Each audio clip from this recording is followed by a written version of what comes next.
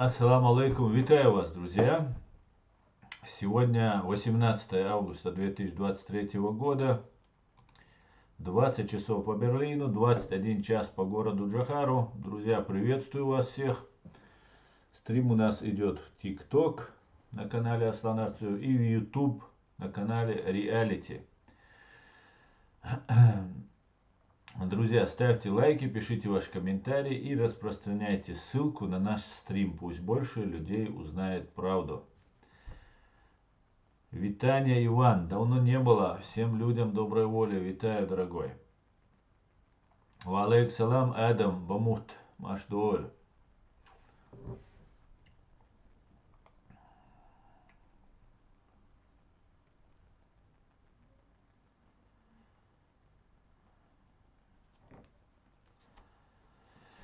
Так, начну свой стрим, как обычно, сообщение от Генерального штаба Сбройных сил Украины. Потери за прошедшие сутки составили 460 оккупантов убитыми. Итого цифра достигла 256 510 оккупантов уничтожено.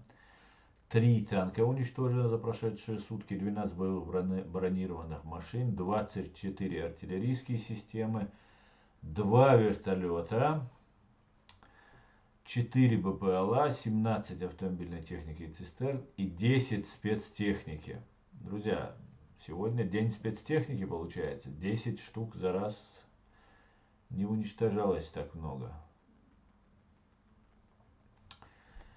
Так,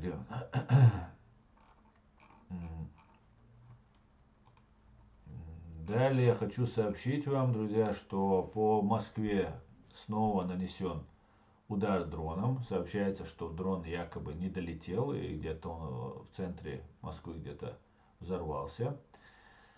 Но было предупреждение и из, как сообщает в настоящее время, и из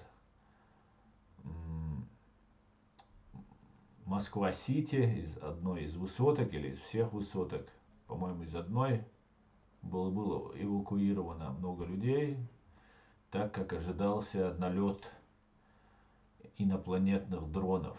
Неизвестно, кто это делает, но почему-то они наносят удар. Все на стороне Украины, даже инопланетяне. Слава ЗСУ, слава Украине, друзья. Также новороссийский, по-моему, был очень мощный пожар, тоже подозрительно большой пожар. Сам возгореться навряд ли такое возможно было, но вот произошел пожар. Участились удары по Москве дрончиками, дронами, ракетами. Ну, ракет, по-моему, еще не было, но я думаю, скоро ракеты тоже появятся.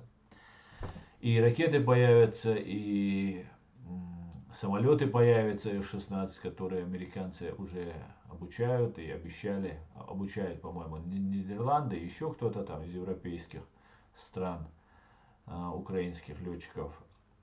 Ну, F-16 уже, я думаю, они уже есть. Если сказали дадут, значит уже их дали. Значит уже все подписано, все договорено и так далее. Все отлично, друзья. Так, Новороссийский это был пожар, очень большой пожар тут. Ну, горит.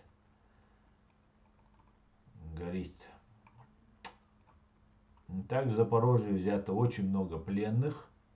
Русские сдаются, молодцы, правильно делают. Россиянцы сдаются, правильно делают. Нужно сдаваться, потому что абсолютно это непонятная война. И для вас непонятно, так-то обычную империю строят. Ну, может, имперцы. В основном русские, конечно, идут воевать за деньги, россияне идут воевать за деньги, поэтому особо народ не бунтует, потому что платятся для них, это хорошие, большие для них деньги. Можно пограбить заодно, война это всегда было такая мародерная война. Русские всегда грабят, всегда. Это просто правило у них. Они воюют, чтобы грабить. Грабят многие на войне, но русские воюют всю свою историю именно чтобы грабить. И вот эти салаги, солдаты, вот этот сброд, который едет туда воевать, он, конечно же, едет за большие деньги и чтобы что-нибудь награбить. Награбить нечего. Все, что можно было награбить на оккупированных территориях, уже награблено и разграблено. Но Хаймерсом по голове получить можно. Так что не советую никому ехать в Украину. Так, я бы хотел вам зачитать фрагмент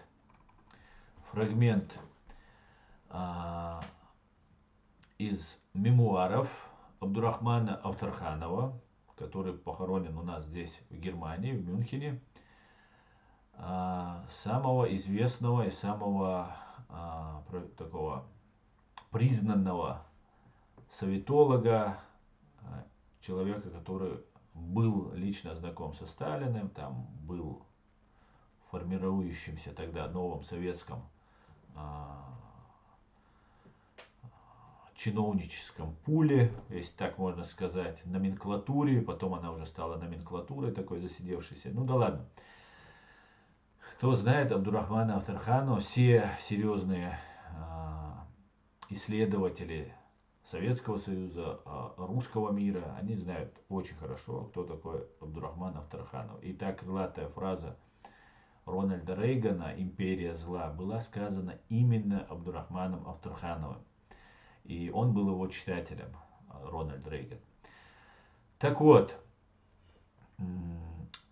почему, вот фрагмент из мемуаров. Почему Сталину удалось так безнаказанно тиранить великий народ целых 3 десятилетия? В чем же секрет его превосходства?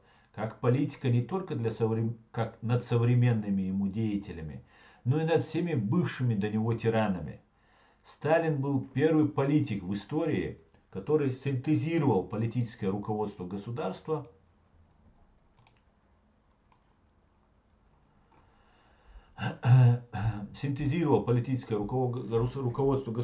с искусством уголовных методов управления народом. Этот синтез ему удался так блестяще, потому что он был наделен от рождения уму непостижимым даром уголовного мышления. Но прежде всего и раньше всего он проделал над собой такую операцию, на которую не способен никакой уголовник. Он убил в самом себе человека со всеми его человеческими слабостями, потому что он был свободен от всяких материальных соблазнов людей и безрассудного авантюризма уголовников. Виртуоз в коварстве, но бесчувственный, холодный, точный, расчетливый. Он даже не был мизантропом. Он без эмоций и гнева, без экстаза садиста, просто и деловито косил людей, которые не хотели быть его рабами, как пахарь косит сорную траву. Причем никогда не каялся, что поступал так, ибо каяться способен только преступник, который все еще не перестал быть человеком. Секрет превосходства Сталина над всеми другими тиранами заключается в том, что его учитель Ленин вручил ему такую машину властвования, подобной которой человечество еще не знало. Запомним, в этой машине нет ни одного винтика от Сталина. Сталин не только Сталин ее только усовершенствовал. Зато как водитель этой машины Сталин превзошел ее конструктора. Превзошел Сталин своего учителя и в другом. Уникальный тип машины и политический замысел водителя требовали такого отбора ее обслуживающей команды, в которой каждый способен отрешиться от всех качеств, отличающих человека от волков Гоббса. Сталин не был философом, как Гоббс. Он был величайшим знатоком психологии обитателей дна человеческого общества. Он был психологом люмпен-пролетариата. Он не хуже Гоббса знал, что в одном и том же человеке уже в эмбрионе соседствуют антиподные гены, гены добродетели и гены злодейства, как в атомном ядре нейтрона и протон. Нейтрон и протон. Величайшие заслуги Сталина перед советским коммунизмом в этом и заключается, что Сталин расщепил, подобно ядерному физику, человеческий эмбрион на его составные части, отбросил ненужный ему хлам, добродетель, дав тем самым колоссальный разворот освобожденной отныне энергии злодейства. Вот носителями этой энергии, созданным Сталиным по его собственному образу мышления и действия, и являются продолжатели его дела. Друзья, мы видели сегодня, кто видел, тот, наверное, увидел, кто смотрел, как открывается памятник генералиссимусу Сталину и приглашен поп, который окрепляет, или там, как это называется, водой, когда брызгают, вот этот памятник. Того самого Сталина, который уничтожал все религии, всех конфессий, всех представителей религий, всех конфессий. Жестоко, беспринципно, аморально, безнравственно, абсолютно не давая шанс, никакой шанс людям, которые верят в Бога, которые проповедуют Слово Божье. Вот этих людей он убивал. И вот поп, конечно же, это сталинский поп, это тот самый, про которого говорит Абдурахман Авторханов, это носители той энергии, которую создал Сталин по собственному образу мышления и действия. Это те, кто являются продолжателями его дела. Это сказано 40 лет назад Абдурахманом Авторхановым, может даже, я не помню сейчас, может даже 70 лет назад, в 50-х или в 60-х, 70-х, когда написал, я сейчас не помню свои эти мемуары, но все он нам дает понять, он нам ярко демонстрирует, из чего выросли вот сегодняшний Путин, Патрушев и все остальные, и Навальный, как бы кому ни казалось, и Муратов, Нобелевскую премию мира, который получил, и Горбачев, который был сталинистом, и об этом тоже говорит Абдурахман Авторханов, который был сталинистом. И Нобелевскую премию мира Горбачеву давали не потому, что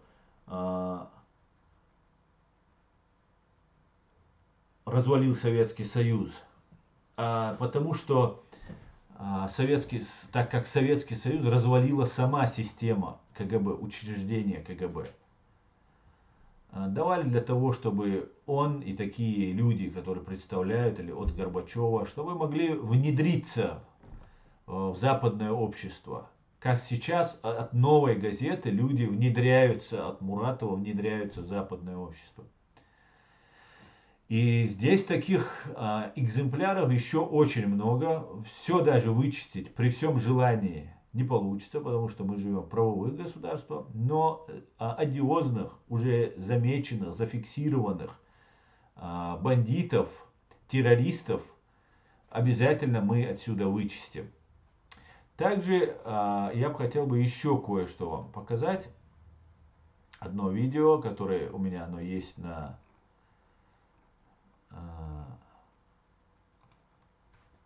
YouTube-канале Reality.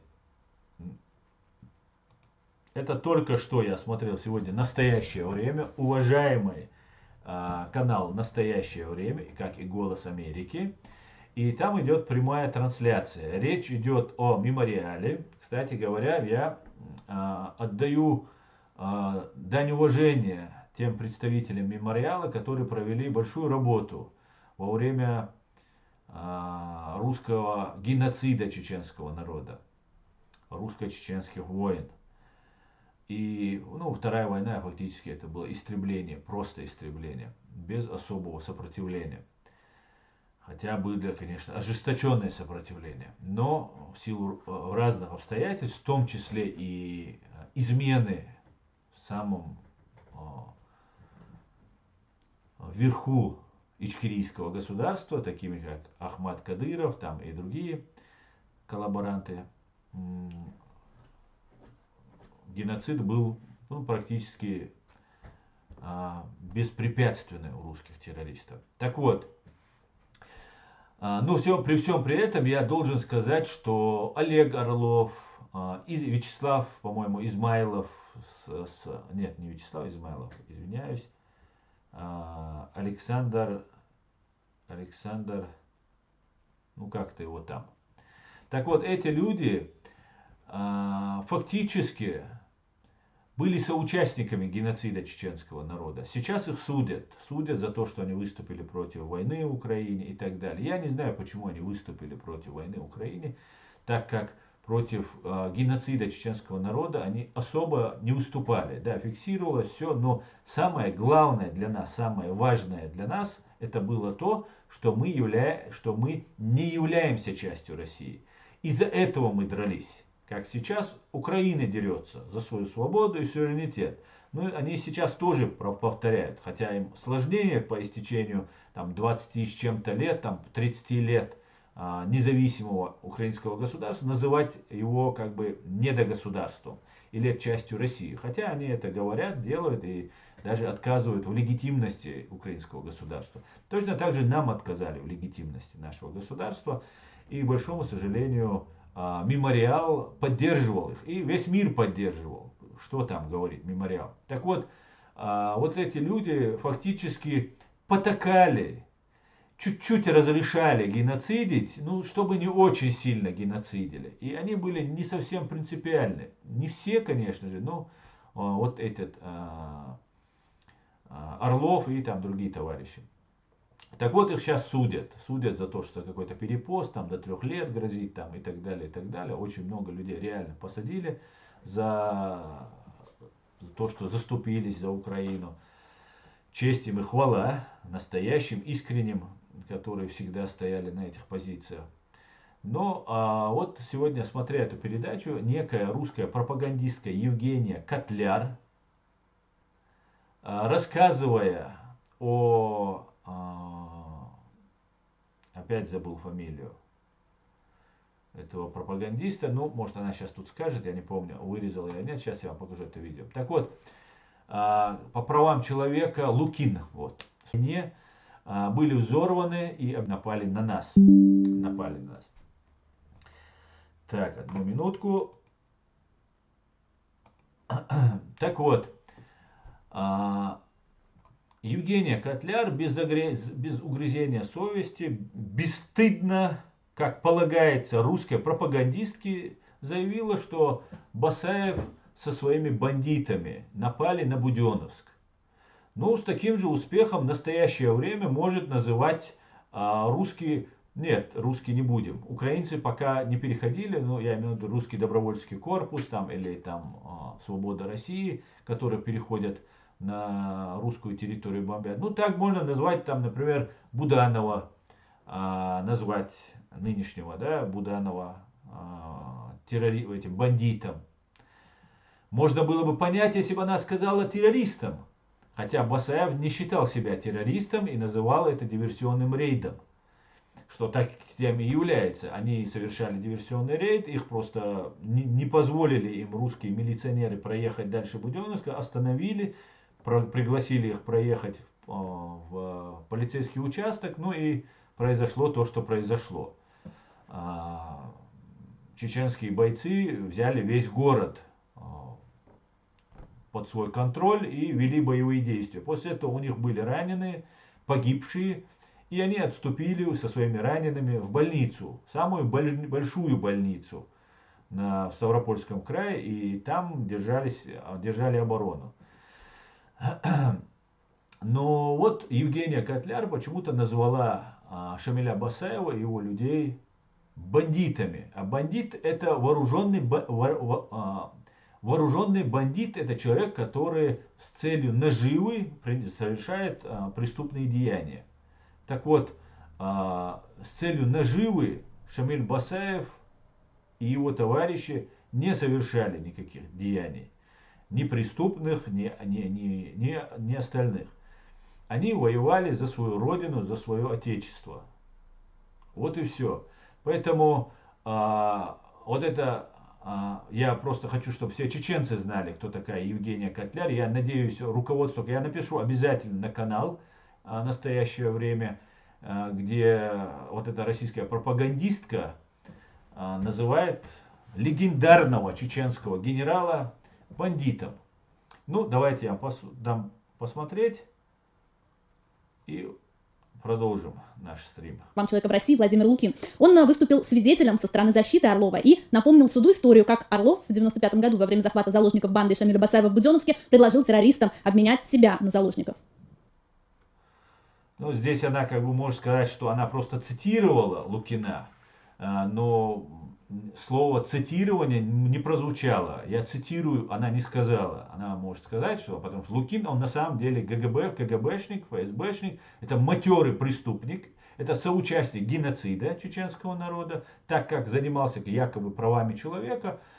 И как бы, ну, мы знаем, геноцид при вот этих людях происходил. И в том же мемориале. Хотя мемориал один из самых лучших. Там были лучшие люди, которые были из всех правозащитных, в разных правозащитных организациях были достойнейшие люди, без сомнения, русские люди, евреи были, другие люди были.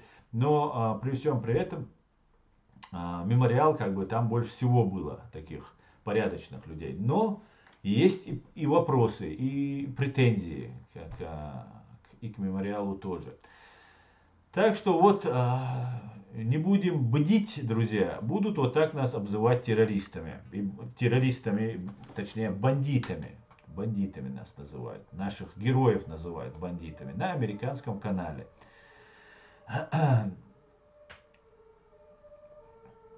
Так. Что ты думаешь о предложении чеченского историка о создании антидефамационной лиги в Европе для защиты чеченцев от нападок на честь и достоинство нашего народа? Я думаю, это хорошая идея. Главное, от кого она исходит и кто за ней стоит. Мне вот что важно. Чтобы никак не было связано с Россией, с Русней, то никаких вопросов. Это хорошая идея. Я об этом каждый день призываю. Нужно, и как раз этим и занимаюсь. Так.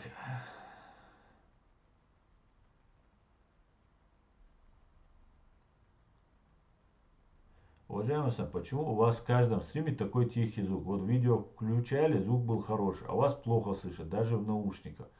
Не знаю, Максим. Вроде бы я когда иногда слушаю, и вроде жалоб не поступает, и когда я нас слушаю, у меня нормальный звук. Не знаю, с чем это связано. Ну, может я компьютер далеко не поставил, ноутбук свой далеко поставил. Может с этим связано, не знаю. Леопард Машуэль, Машал Хуэль.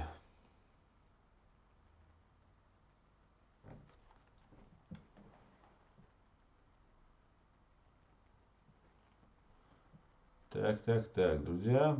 Еще раз, друзья, я всех вас еще раз настоятельно призываю, всех, кто не находится в фашистской России и во временно оккупированной Чеченской Республике Ичкерия. Пожалуйста, каждый, кто из вас вот сейчас смотрит, вы можете распространить ссылку в WhatsApp, Facebook, в Telegram, везде. Просто раскидайте, пожалуйста, ссылку, если вам не сложно. Так как наш канал постоянно блокируется в фашистской России, как известно, по решению Роскомпозора, он запрещен, поэтому я вас прошу распространить ссылку на наш стрим. Валерий, спасибо за поддержку. Но у меня они в YouTube смотрят. У меня идет стрим в TikTok и в YouTube. И вот поступило сообщение, что в YouTube, что звук плохой. Скажите, пожалуйста, как у вас звук в YouTube, друзья, зрители в YouTube? Аслан, американский бизнес не ушел с России. Как работал в России, так и продолжают работать в России. Говорит Ураган. Ну, Ураган, ну ты не прав. Не прав. Как не ушел? Ушел, конечно же. И американцы одни из самых последовательных и принципиальных тех, кто вводит санкции. Их санкции самые мощные в большом количестве. Спасибо, Иван. Единственная проблема может быть, есть некоторые компании, которые через там подставные фирмы где-то с офшоров там имеют какие-то, ну, самые известные, которые на слуху, тот же Макдональдс ушел один из самых первых, когда произошло вот это крупномасштабное вторжение, ну и так далее, и так далее. Поэтому как-то так, друзья. Ассаламу алейкум из Дагестана, брат. Ва алейкум ассалам, Арсен. Приветствую тебя. Было бы хорошо проходить им полиграф тоже. Абсолютно с тобой согласен, Леопард. Всех, кто начинает вести какую-то деятельность, было бы хорошо, если бы проходили бы полиграф. А то сейчас, сперва, когда мы начинали эту деятельность, когда я приехал сюда, я много раз об этом говорил, сюда в Европу, в Германию, об Ичкерии уже никто не вспоминал. Никто вообще. Так называемое правительство в лице Ахмед Закаева, самопровозглашенное, тоже не особо было. Оно было более активно заметно, но при всем при этом оно тоже было особо не активно. Там какие-то небольшие митинги проводились регулярно, и все, как бы, и больше ничего не было. Поэтому сейчас очень много появляется людей, которые начинают активно заниматься разными такими вопросами, темами. И все, кто начинает этим заниматься, если хочет заниматься дальше, надо проходить полиграф. Я полностью с тобой согласен, поддерживаю. Так. Нет, Асан не ушел. Не бывает, чтобы некоторые ушли, а некоторые не ушли. Хорошо, Ураган. Давай говорить по существу. Макдональдс ушел? Ушел. Кто не ушел, скажи мне. Я немного знаю американских компаний, которые работают. Макдональдс просто изменил лого. Нет, Макдональдс оставил это все и ушел. И там вкусно и точка открылась новая. А лого изменить, это значит уже лого изменить, это уже значит, что Макдональдс не имеет прибыли с этого. Сейчас прибыль получает российская компания. Говорят, он продал за $1 или там, не помню, с кем это было связано, но ушли. Скажи, кто не ушел? Кто не ушел? Ушли. Американцы самые заинтересованные в том, и они это показывают, что чтобы Украина выстояла, чтобы Украина победила, не просто выстояла, а победила. Американцы и англичане. Потому что фактически Путин бросает им вызов. Они говорят о Америке, они говорят об Америке и так далее, и обо всех остальных. Как бы для них главный враг Америка и Англия. Ассаламу алейкум, у тебя гости вообще бывают? Ва алейкум ассалам. Вообще бывает, Беслан. Что ты имеешь в виду? Дома ты имеешь в виду или в эфире? Да?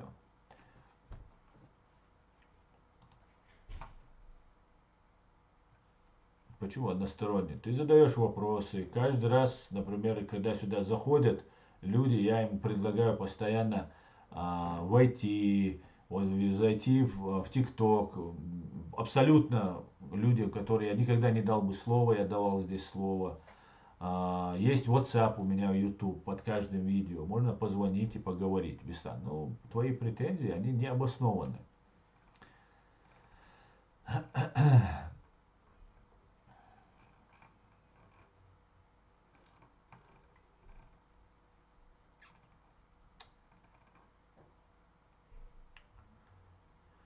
А также я бы хотел принести свои искренние соболезнования всем, кто пострадал в трагедии в Махачкале, в Дагестане, при пожаре и при взрыве заправочной станции. Утрата людских жизней, пусть смилуется над ними Аллах, и страдания, вызванные такими событиями, являются невосполнимыми. Примите мои искренние соболезнования, дагестанцы. А раненым быстрейшего выздоровления. Пообщаемся, говорит Беслан. Беслан, если бы у тебя хватило бы честности прямо задать мне вопрос, может быть, мы с тобой пообщались бы. А вот этот твой кульбит, который ты сейчас выкинул, абсолютно не имею желания с тобой общаться.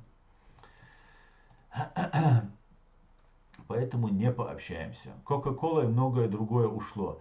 Да, завозят через другие, через Казахстан, через Грузию. Сейчас Грузия начала блокировать, я читал об этом. Через другие, третьи страны завозят. Нет, конечно, ушли все. И уходят. Кто не ушел, тот и уходит. Вместо того, вкусная точка, лучше бы назвали, жри, что дали. Да, Иван, смешно. Иван, как у вас дела? Как на фронте? Сначала специальная военная, так называемая, наверное, будет правильно, операция. Российский рынок покинули сотни иностранных компаний, но ушли на совсем далеко не все. Некоторые просто больше не рекламируют себя. Ураган, конечно же, никто не хочет терять рынок, и все надеются, что это же бизнесмены, это не Байден, это не Пентагон, это не ЦРУ, это бизнесмены, которые думают только о прибыли. Только лишь о прибыли. И вообще не волнует, что там геноцид чеченцев, война в Грузии, Сирии, Украине. И вообще ничего не волнует. Им бабки только интересуют. Это бизнесмены. Это такая порода людей, которые этим занимаются. И, конечно же, все пытаются, все рассчитывают, что Путин даст заднюю, что Россия осознает, что она творит, и там как-то они смогут вернуться и продолжить, потому что Россия богатая страна, там много денег, ну, у верхушки. И в Москве неплохие деньги. Да и в принципе россияне стали жить более-менее хорошо, как никогда в своей истории не жили. Руководство всегда там хорошо, богато жило. А вот простые люди, вот только-только вот нефть подросла, вот только-только себя людьми почувствовали. Иномарку купили, телефон дорогой, квартиры кто купил, там хоть и ипотеку, но все равно жилье какое-то обзавелись и так далее. Поэтому все рассчитывали вернуться. И рассчитывают, я уверен. И они не думают, как мы с тобой или как я, например. И это никакая не специальная военная операция, как ты это написал. Это самая настоящая имперская, агрессивная война России против суверенной независимой Украины.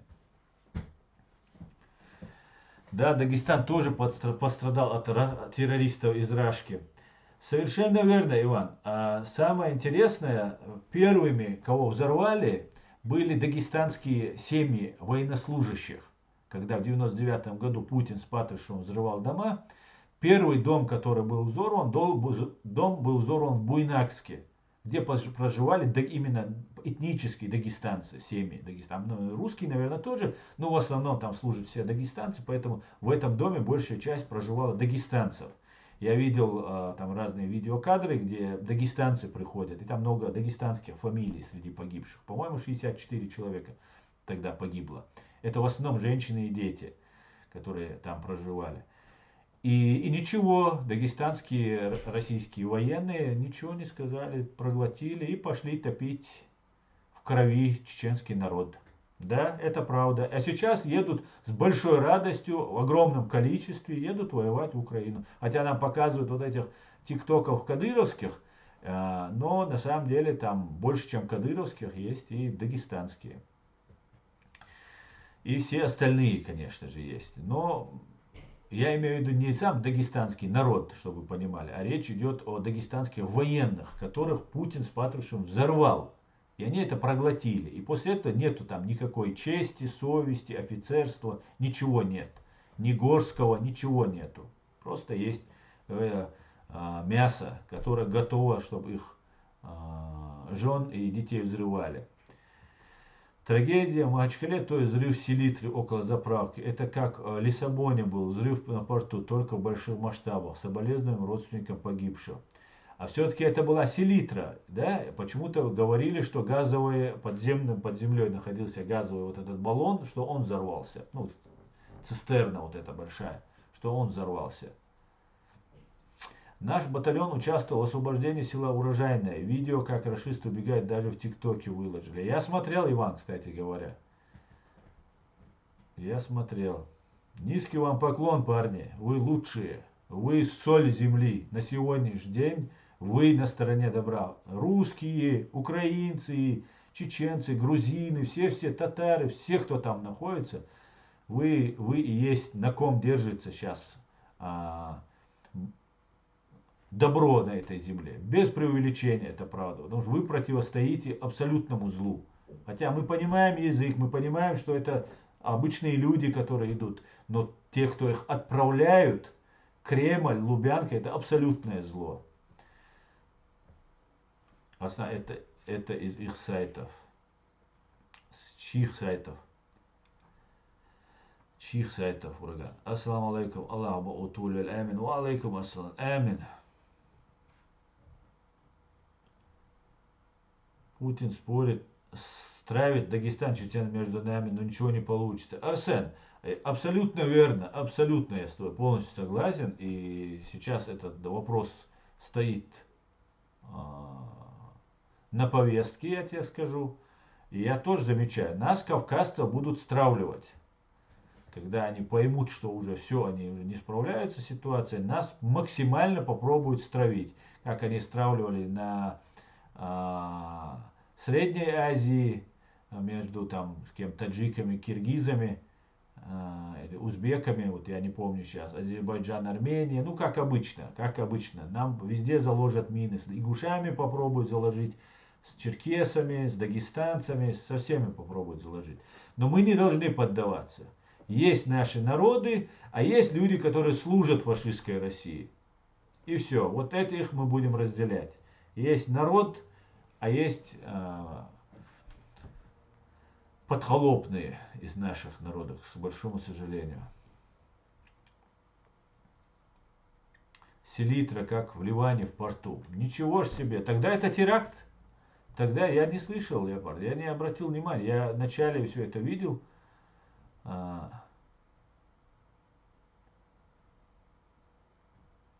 Интересно. Это значит теракт. Это значит сделано для того, что вот то, что Арсен сейчас говорит, именно для этого это и сделано. Значит, все идет в ту канву, в том тексте, помните, который я писал недавно, кто читал у меня на канале в разделе сообщества, что нас будут стравливать, и дагестанцев сейчас будут, наверное, мотивировать. Сейчас найдут чеченцев, которые заложил эту селитру. Вот, наверное, именно так и сделают. Теракт, значит. Ну все, началось, значит, уже все. Если уже запущен, потому что они к этому полгода, год готовятся, нужно набрать людей нужных там и так далее, и так далее. И потом начинается вот этот, закручивается эта машина смерти их. Я матери всегда говорю, что КГБ взрывали дома в России. Она ватница неисправимая. В пример чеченский след, рязанский сахар. Да, совершенно верно. Знаешь, вот люди, которые пребывают в этом плену этой пропаганды, им очень трудно в это поверить. Очень трудно. Потому что, ну, представь, 20 лет, 30 лет ты веришь этой пропаганде, и потом тебе ошарашивают. Когда убивают чеченцев, например, тебе объясняют, потому что они взрывали там русских, спящих у себя дома. Ну ладно тогда, какое бы зверство не творилось, ну ладно, мы же отомстить хотим, мы же этих там непокорных хотим покорить, там еще что-то. А потом в Грузии, помните, Грузия напала первая, там туда-сюда, ну тоже объяснили как-то там, якобы напала. Потом сейчас с Украиной, в Сирии тоже, оказывается, это самая родная территория, не знаю почему. Она не напала, это Грузия, это Сирия на Россию, но все равно нашли повод далеко побомбить, учения там и так далее. Им очень трудно. Мои соболезнования, Иван, я что могу сказать. Иногда людям очень трудно донести что-то, и это меня больше всего бесит, когда человек не понимает вот правды, которую ты ему доносишь просто. Это меня выводит из себя. Но будем стараться не выходить больше из себя. Ва алейкум ассалам, нохчо. Поскольку дагестанские части стояли и обстреливали Херсонскую и Запорожскую области, обстреливают сейчас, то я не в состоянии почувствовать сочувствие по поводу взрыва. Йен, я вас полностью понимаю, абсолютно я вас понимаю.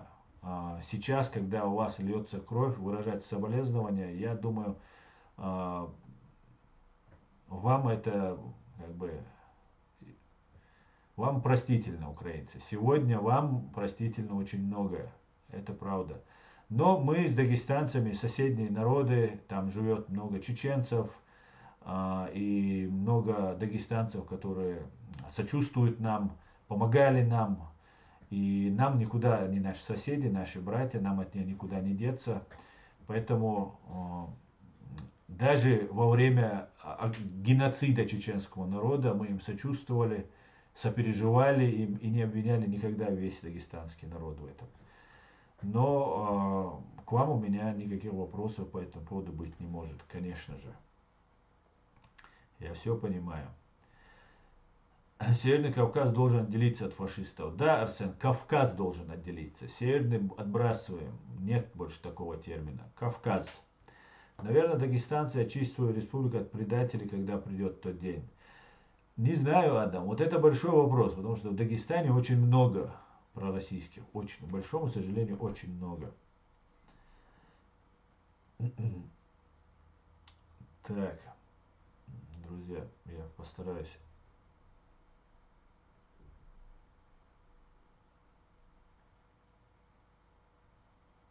Отлично.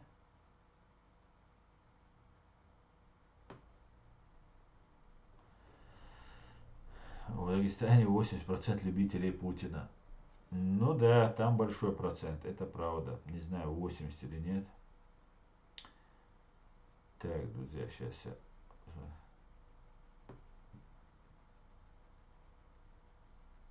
Асан, если Закаев ушел от Доку Умарова за Имарат Кавказ, а что тогда делаем за шариат Горский?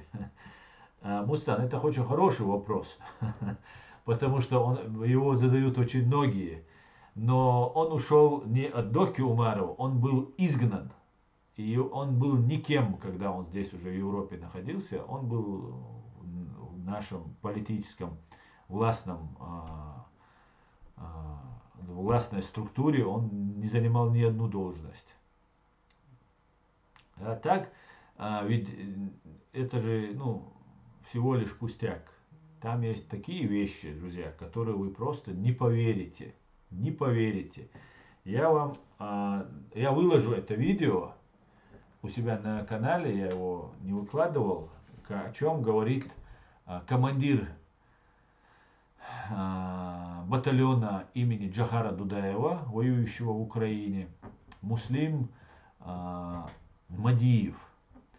Я выложу его речь, у меня есть эта запись, я ее выложу, она была в ТикТоке.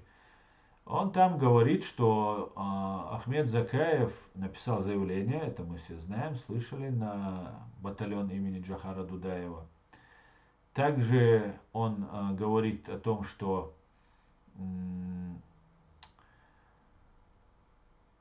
у нас, наверное, жители Катыр-Юрта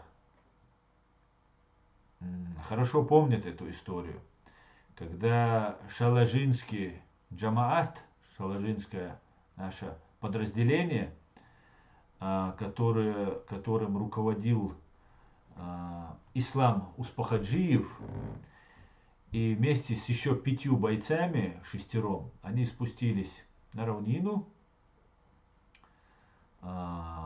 затарились едой, им принесли еду, загрузили на Урал, и они поднимались в горы. Есть даже видеосъемка, где они последние едут на Урале, сидят, в этом загрузили мешки с едой, там, не знаю, что там было, еды разные. И этот Урал взорвался. Катыр-юртовцы очень хорошо помнят Ислама Успахаджиева, я думаю. Это был очень благородный воин. Очень благородный воин был. И их всех взорвали. И вот этот Муслим Мадиев, командир батальона имени Джахара Дудаева, сообщает, что вот доверились эти бойцы, кто провел операцию против вот нашего шалажинского вот этого подразделения, был двоюродный брат Ахмеда Закаева, некий Ахмед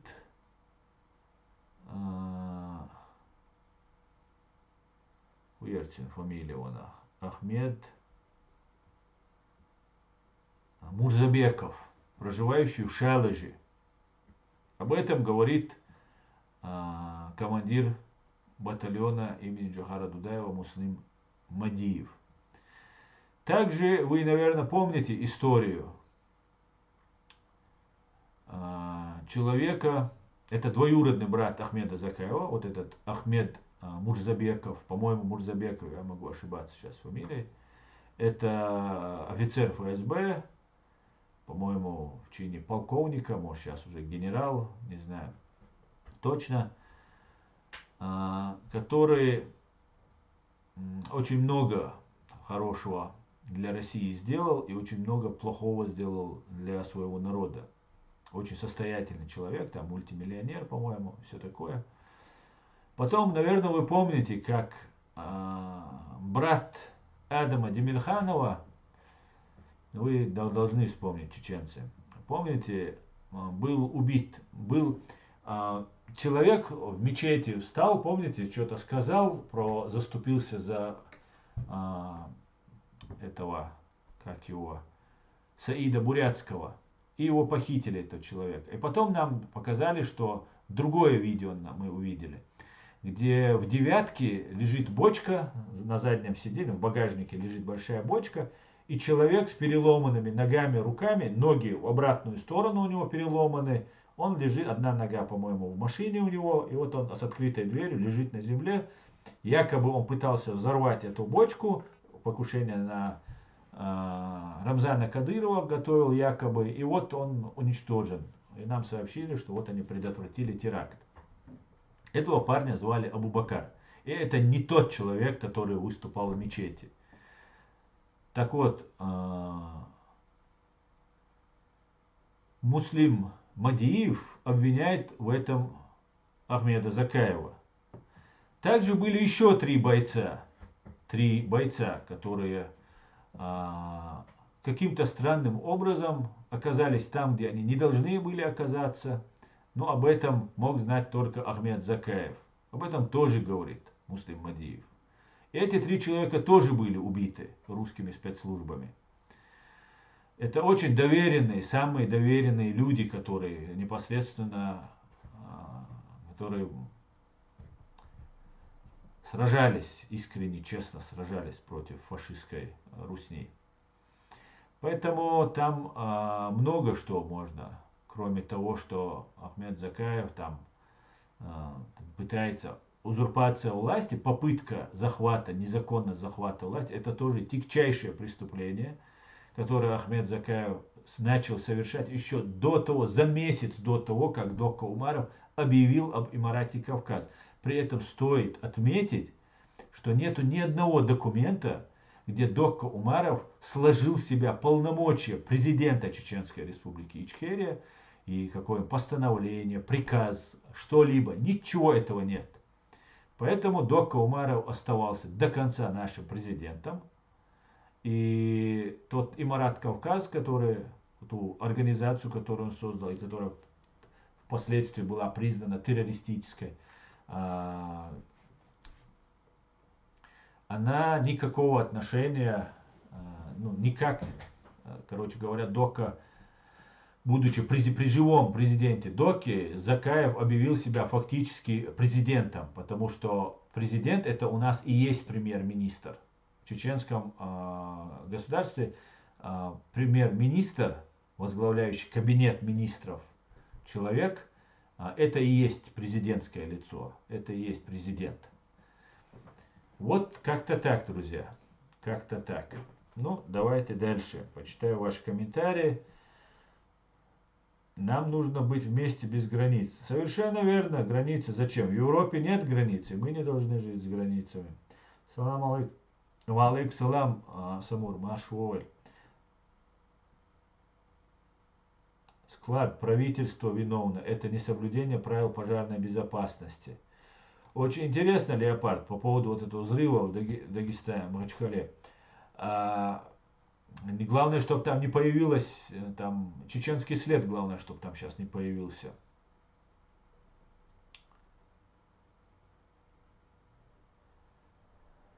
Так, давайте дальше.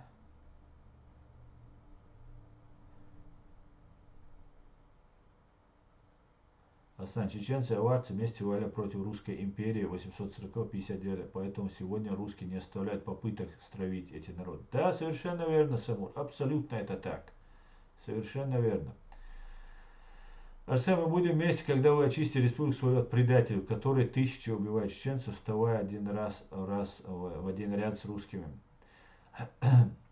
Совершенно верно, предателей надо будет люстрировать. Никто не должен будет занимать ни один пост. Кто служил в фашистской России, не должен занимать в новом государстве никакие посты. В Дагестане, к сожалению, реально много тех, кто поддерживает Путлера. Да, мы знаем, Самур, совершенно верно. И Арсен, ты тоже прав. Эти предатели умирают в Украине сейчас в большом количестве. Да. Валейк салам, биболт. Арсен, брат мой, так. Саму власть полиции, так. Арсен, как только на России рухнет рубль, и та масса начнет сходить с ума, какая угроза это будет представлять для Кавказа? Не будет ли там, не начнут снова мочить всех в сортире и спасать Россию? Ну, а что, это, конечно, эта угроза существует, я об этом писал. Пытаются нас натравить, стравить, там, организовать. Есть силы, которые очень ненавидят Кадырова, хотели бы занять его пост, его влияние. Но пока есть Путин, это у них не получается. Но это да, вот этого мы должны избежать. Мы должны все объединиться, кавказцы. Мы должны быть тем голосом, который будет призывать к порядку, к справедливости наши народы. Давайте заниматься этим. Но главное, чтобы мы никак не были связаны с фашистской Россией, с российскими спецслужбами. Это очень важно. Это самое важное, друзья. Без этого ничего не получится. Пускай нас будет 5 человек, но мы никак не будем связаны с фашистской Россией и ее спецслужбами. Чем нас будет 1000, и у нас там через одного, или там 100 даже хотя бы, будет агентуры. Потому что эти 100, они будут нас расшатывать и стравливать друг с другом. Саботировать и так далее. Валейк салам, Адыгей Черкес. Так, я вижу, власть болится, будет так. Да, я понимаю, типа этот человек на 14 бомба хотел атаковать какой-то строительный объект в Грозном. Да, 14 ели, 9 ели, Амаша Неркес, если вы помните. Да. Об этом я выложу видео, об этом тоже говорит Муслим Мадиев. И это нужно всем знать, это есть вещи большие, маленькие. А Эмират Кавказ вообще на сегодня существует? Самур, не существует Эмирата Кавказ. Есть Кавказ-центр, который пытается педалировать, использовать вот это название. Но Кавказ-центр уже абсолютно не про-чеченский, давно не про-чеченский. Он ведет свою игру, зарабатывает деньги, как он, в принципе, всегда этим занимался. И Кавказу центру, точнее к Мауладе Удугову, я думаю, у чеченских следственных органов тоже возникнут вопросы, потому что тоже очень много наследил, натворил человек и сейчас спокойно проживает в Турции или здесь в Европе.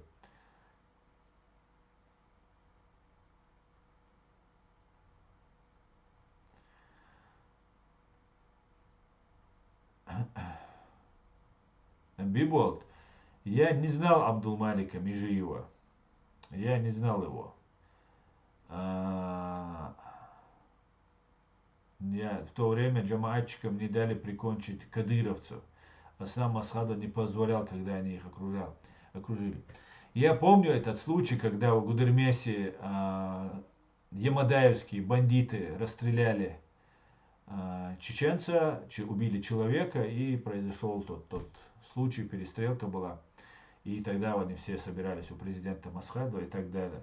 Но нужно отметить, что среди джамаатчиков, которых ты называешь джамаатчиками, тоже была агентура. Как ямадаевцы были агентами российских спецслужб, так и среди джамаатчиков были. Конечно же, Абдулмалик Межиев им не был. Абдулмалик Межиев был искренний чеченец, который сражался и погиб. И говорят, очень его жестоко погиб он. Но проливать кровь между нами, это была большая ошибка. Вокруг самого Аслана Масхадова находились люди, которые, вот смотрите, Кутаев там был, Кадыров Ахмад там был. Ну, просто вы можете всех просто взять и посмотреть, кто там был. И вот я просто все фамилии не знаю, но те люди, кто тогда находился вот в этих властных коридорах, они знают всех поименно, пофамильно. Поэтому Масхадов договорился, видимо, что будет у него какая-то гарантия, что он там сможет с русскими что-то порешать там и так далее, и так далее. Но ну как можно было довериться России? Не понимаю. Нельзя им доверять. Нельзя. $1 000 000 тебе будет прибыль, если ты на $1, если потратишься, все равно нельзя им доверять. Вот так вот. Даже если такая тебе будет прибыль. Потому что обманут, обманут, обманут.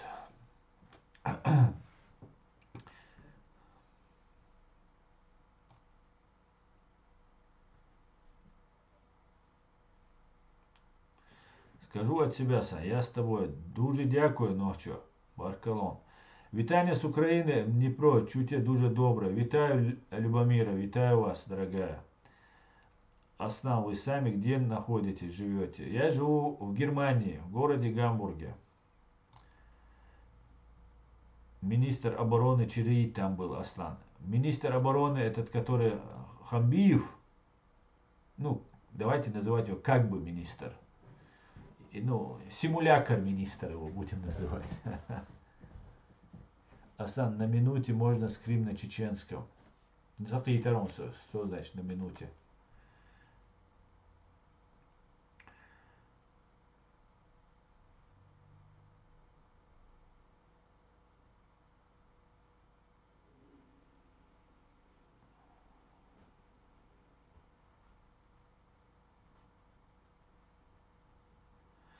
Не буду сейчас, просто ему я этот вопрос задала.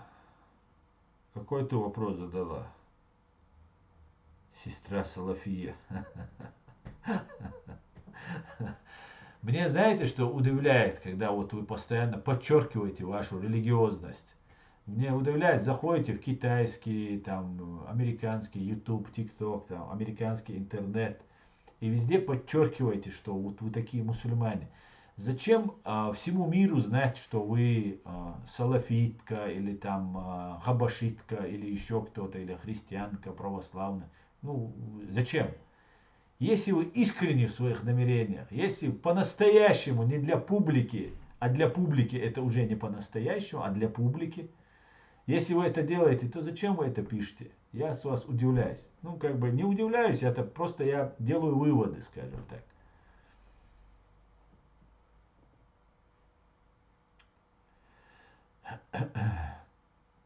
Бибулат, у тебя такие интересные вопросы возникают. Вот ты первый сегодня зашел, сразу же, короче, задаешь такие интересные вопросы, что я предпочитаю не отвечать на твой вопрос. Ты понимаешь, о чем я?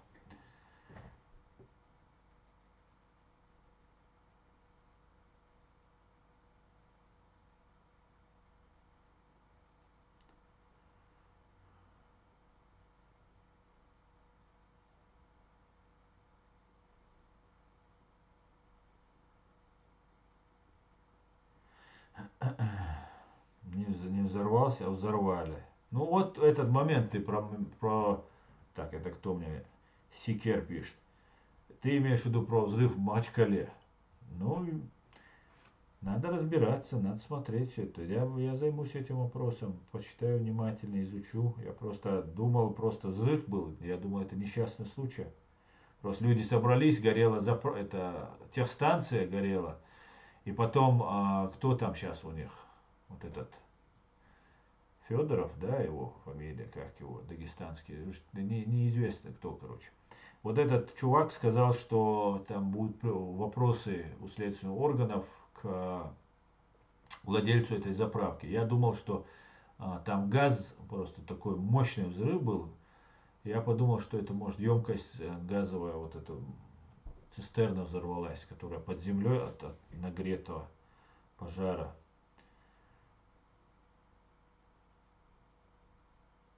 И еще один вопрос. Про Закаева распространяется инфа про то, что он задержан в Украине. Да, Мустан, ты позавчера об этом говорил. Я ничего не знаю по этому поводу. Единственное, что будут делать его поклонники. Асань, сразу распространять ТикТок Хусейн, важно видеть про Кара флаг. сразу распространяет ТикТок. Хусейн, важно видеть про Кара флаг. Ага. Теперь я понимаю немножко, Мустан, к чему ты клонишь, Леон. Ага. Ты это про Джамбетова говоришь, вот этого акробата политического. Кива, это давайте его Кивой будем называть. Чеченский Кива, который тоже переметнулся. Да, кстати, было очень интересно. Принес флаг, там все такое. Это я полностью так и не нашел это видео, хотел полностью посмотреть, только отрывки есть. Очень много, кстати, новых каналов появилось, если вы обратили на чеченскую тему, если обратили внимание.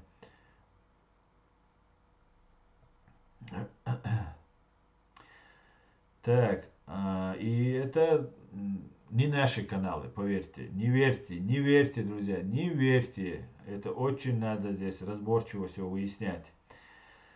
Так, хамилу, милу алан, чо хайцеяка, бокусик. Человек, наверное, не умеет читать. Он зашел на мой канал, там большими буквами написано мое имя, и он все равно спрашивает, как меня зовут. Ну, ничего. А я голос не повышаю, отныне больше, да, поэтому чего йокаряц. Йокаряц. Докс хадвиль мобигар шенизер хватше одошун. Ну, вот опасно, да. Асан, ты слышал, в 1936 году наших всех ученых увезли в Сибирь и умерли голод, холод.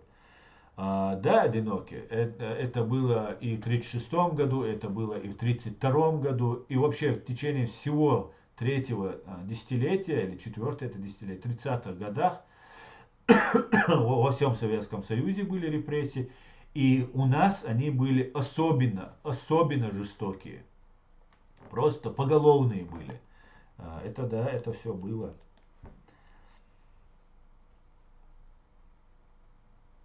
Салам, полный хате. В смысле полный, сацебо куду. Борз жамаате ауи аслан. Ват сажамаате ват борз боже. Берзло ю сажамаате. Ну, ауи чол ник борзе гутия. Учахи руки сунца он. Суйсуй цукуватцо.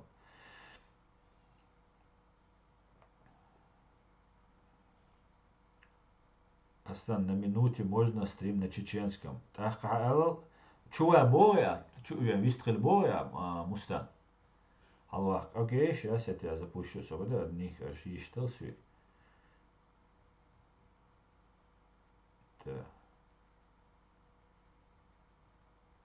Джамбета, он друг Заки, одна груза. Абсолютно 100%. Шбушин, Саши Куевич.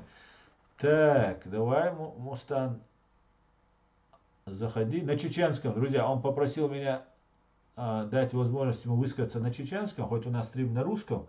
Ну, что-то нам хочет Мустан сказать, поэтому 5 минут прошу послушать Мустана. Дели саламашал гой Мустан. Машу ойло. Дели саламашал ойло. Ладу шуан. جغار عندن تدوح دعول شقار حديث مديت ده جغار أورت تعقدي دوح دعول روسا. Давай. زي ظلم متر دولز دور. ظلم دار ظلم كوارت ظلم بني متعيو. أنت. أقد حالة ترى أق زيك تبي على نهار ود مقالة واج ود ساعة تقوى أنا بيرق يتوخيه. بيرق شين دعوة. تاخدوا دعوية نو سجن دا دكزات هم ديزي حجل عن شو هنز كير مش مبتوش Да. تاعد شو لا هو باش خلوه كافكاسكي إماراتني غورسكي شريعتني يقع هو باش خلوه ساشن يقع. Ну, хотя башо, я тебя, то же самое. Я теперь из докой. Прот Эмират, على وقع كوكاس شريعة باخ. تا شو أنا نقع سهم تدم بناء شوكشا. نقع بتصلي تعوازن خاطر. تعوازن خاطر مدينة أوكشي سبشنيس حشيات زوقون مشوا أول. عاد 10 ناس عمو هما يازت يوكشو. Ich wollte, будешь, ох, чё, я здесь шена. ترى أني ختين خيته أتلت شو إيش بوابش ما بوش خدشة ساميسك نعم أبو بريستاو вот обалт я би дехте ке ахче доч что акабиш двизош бош пекаш миск бу. Интересное наблюдение, Мустан. Что нис бова, если это правда, что ну почему-то мы не слышали нигде эту информацию, что из Чувайлан задержать, да. Ну, может, украинцы знают, вот сообщают, что Ахмед Закаев в Украине арестован. Я не знаю, откуда он. может быть, Так-ка? может быть, Ахмед Закаев, شن أجر يخع وتيسمي وسجوي تستنستجيجا تامسا الهردو زكاة شو النقل إداس دوك تدوك عش استج برير كوياش وخو إداس ده كان هذا هاي صار يقر القصروا Да, Хилищу, ну вот то, что ты говоришь по поводу джамбетов, это тоже просто так, мадати, ничего просто так они не делают.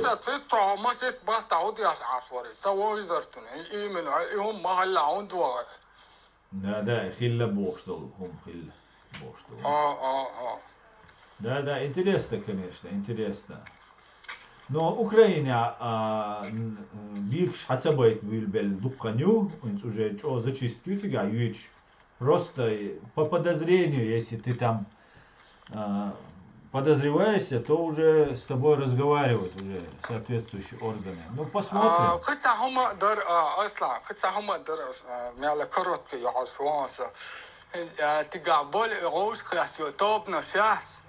Украина.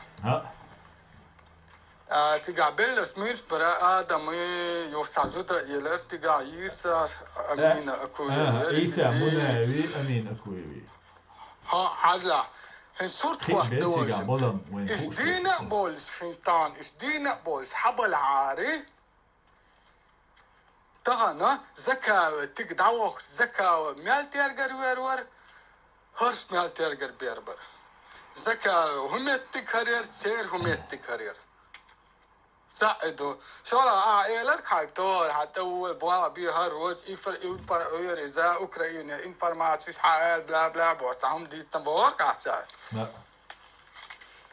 إذا زراني بدكتو تنسى أوكشي الووس وش حلقوس داكوس استعيسى بيانا تساعتقاول ويتا تبيق شو زكاة إيش دينا بوش شو أنا عاري طبعا سن حال هردات تقاقي حال هردار تو الذكاء حق مالو ولا سجواش على إيه لا كسر تبوش بقش بندق دي عندهم زرعان ووكا كياس دوت عنده على نوي حقي غورغم حقي حشوا لوق استق لا زكايوس عيسى زكاوي ندرز ну до الشيء عمل في البار زكايوس $1,000,000 حتى كديرو حتى أدا ديس حتى هو مينستر نوترين ديال بالقوة تروال عيسى مناوي $1,000,000 لردو مينستر بالقوة تروال تطول دودل دايس قاست نوبر عيسى واتس ديفي هو ما يمخاء وتندى با واش غلاوت وتن وري عن سغلات احتوا في زقتم نو حق بيزقتم دا إيه من تو بيس ما واحد تو بيس بس ما تنقون دا بس خلا يسيو تنتبو دابو بس خلا يسيو دودي تنهم حق دلو سقط أبول ويش وقت هم دول إذا كذات هم دات لا تام بات وقت بوبات Сега, и что это было, Мустан? Например, hora агенты, hora КГБ, ГРУ, БОБС, сега ши куратору, су дало информацию, ши кураторы, су дало хара, но ухара, ишту оле. Он дает, и уже куратор принимает, суши халлахтырчик ход, и сега решение принимает. И как бы давах визак, да, ох, цер, он опор, что еще продвигать вещена. Так, сюда там не один Закаев, ну, не один человек агент Вегуй, не столько он принимает решения, сколько вот люди, которые стоят над ним. Наверное, Питер, все, интересно. тун кверх я вот сак бой тун хозяин. То тех побьешь, мы буквально, мы Bude. Och no, dat doch. Dat doch. Dat vet vi. استان حب العار استان دينا بوتا جات توجا دينا بوتان زكا تواني عاري عير ور ديك توتا اصلا ديك توتا تالا Megardo je ovaj noću matajec, sunde ja distre due noću matajec mena. Da ovaj, šta, adik joj maš ovaj. عندك تعالى Ajde. Tak.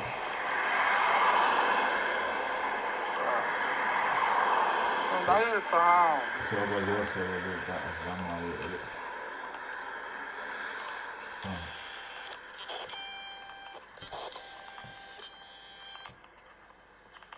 Да, ще завершить еще и шалей.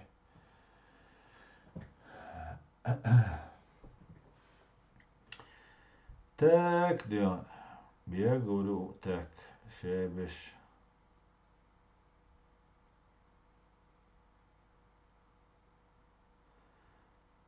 Саде калош, машволь.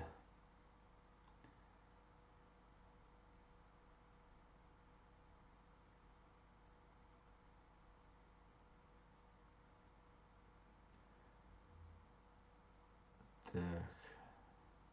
Мюншбудин, центр Мюншбудин. Когда Россия будет под властью Украины, тогда покажутся наши истинные ночи. Когда Россия будет под властью Украины, тогда покажутся наши истинные ночи. Когда Россия будет под властью Украины. Не понял я, чего ты имеешь в виду.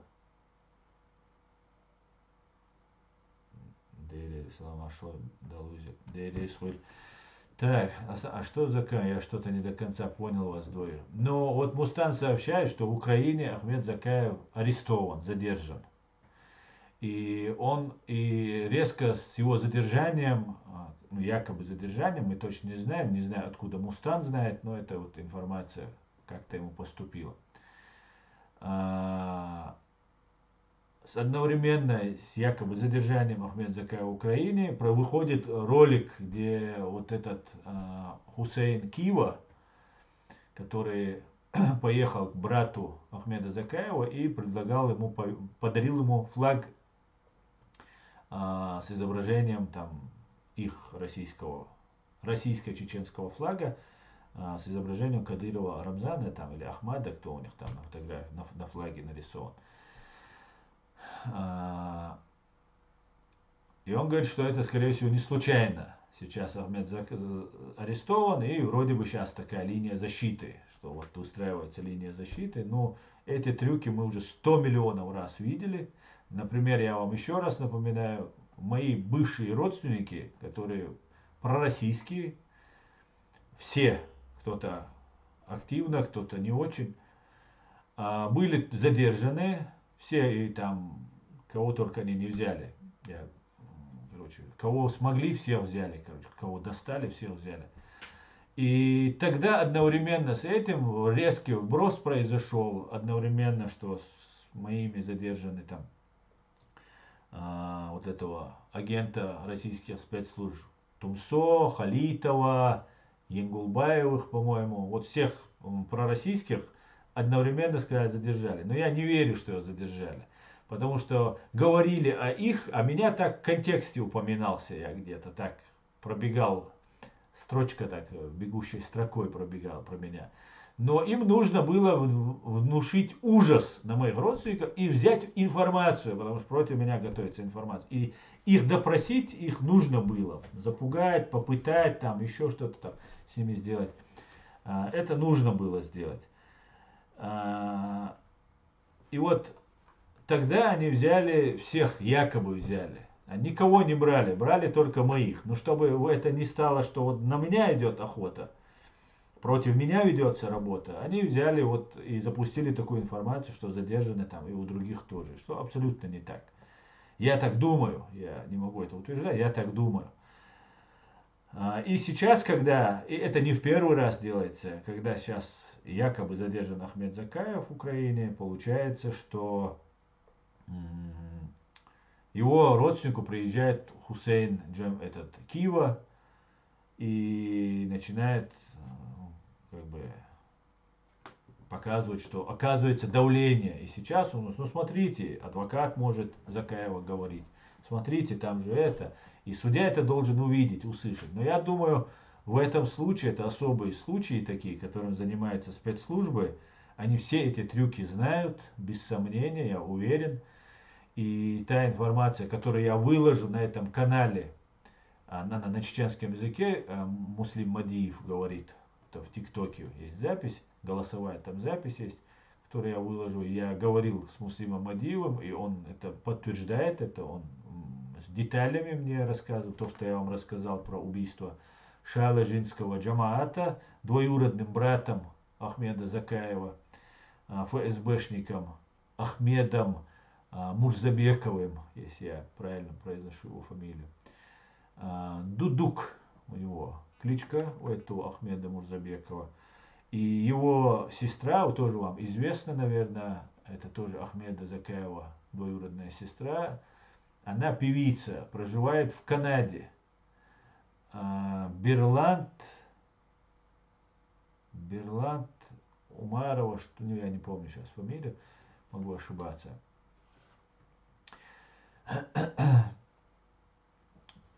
Вот такие вот дела. И, ну, это рано или поздно должно было произойти, потому что Украина воюет по-настоящему. Я удивлялся до сих пор, почему это позволялось. Если это не произошло еще, это странно, потому что это должно было произойти намного раньше. Все должны были там быть зачищены. И мы будем надеяться, что Украина разберется. Украина разберется. Так, ассаламу алейкум, Аслан, слава Украине, свобода Ичкерия. Мавидин, ну алейкум ассалам. Рад вам, Мавидин, вы всегда как верный солдат заходите на мой канал. Спасибо вам, рад вам. Дорогой мой азербайджанец.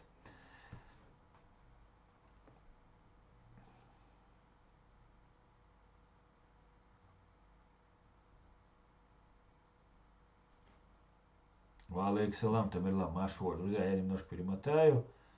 Асан, are you from USA? Нет, Hans Pepel, I live in Deutschland, Germany.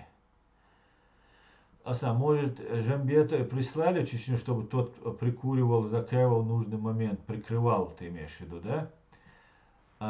Я считаю, Новче, что Закаевский майор Джамбетов был отправлен в Чечню, как и Рубати Мицаева, для того, чтобы стереть грань между нами и ими, и ними, да, или ими, что можно быть ичкерийцем и можно быть немножко кадыровцем.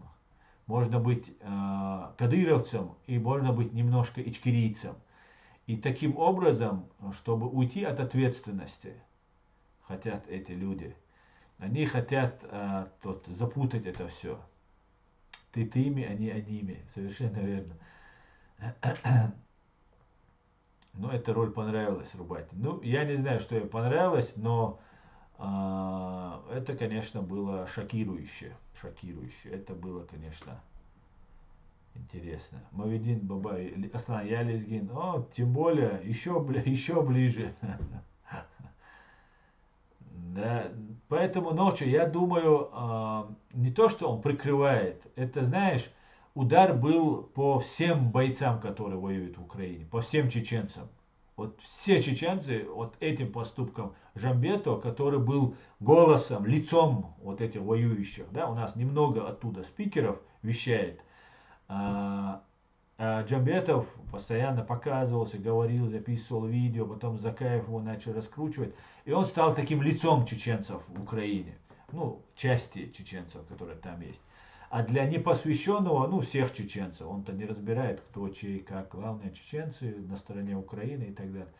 И вот он вернулся в Чечню, в оккупированную Ичкерию. И это был удар. И, конечно же, и украинцы подумали, это что это такое, это что за чеченцы такие, неужели они такие все подлецы. Это такой коварный, КГБшный такой, подлейший ход, который был сделан. Я даже не знаю, почему до сих пор этот Кива не похудел от переживаний. Его пузо в 2 раза больше еще стало. Это, ну, я не знаю, как он жить с этим будет. Как это, ну, не укладывается у меня в голове. Но факт есть факт. Они, мне кажется, именно нас вот стереть хотят. Грань между нормальными и ненормальными.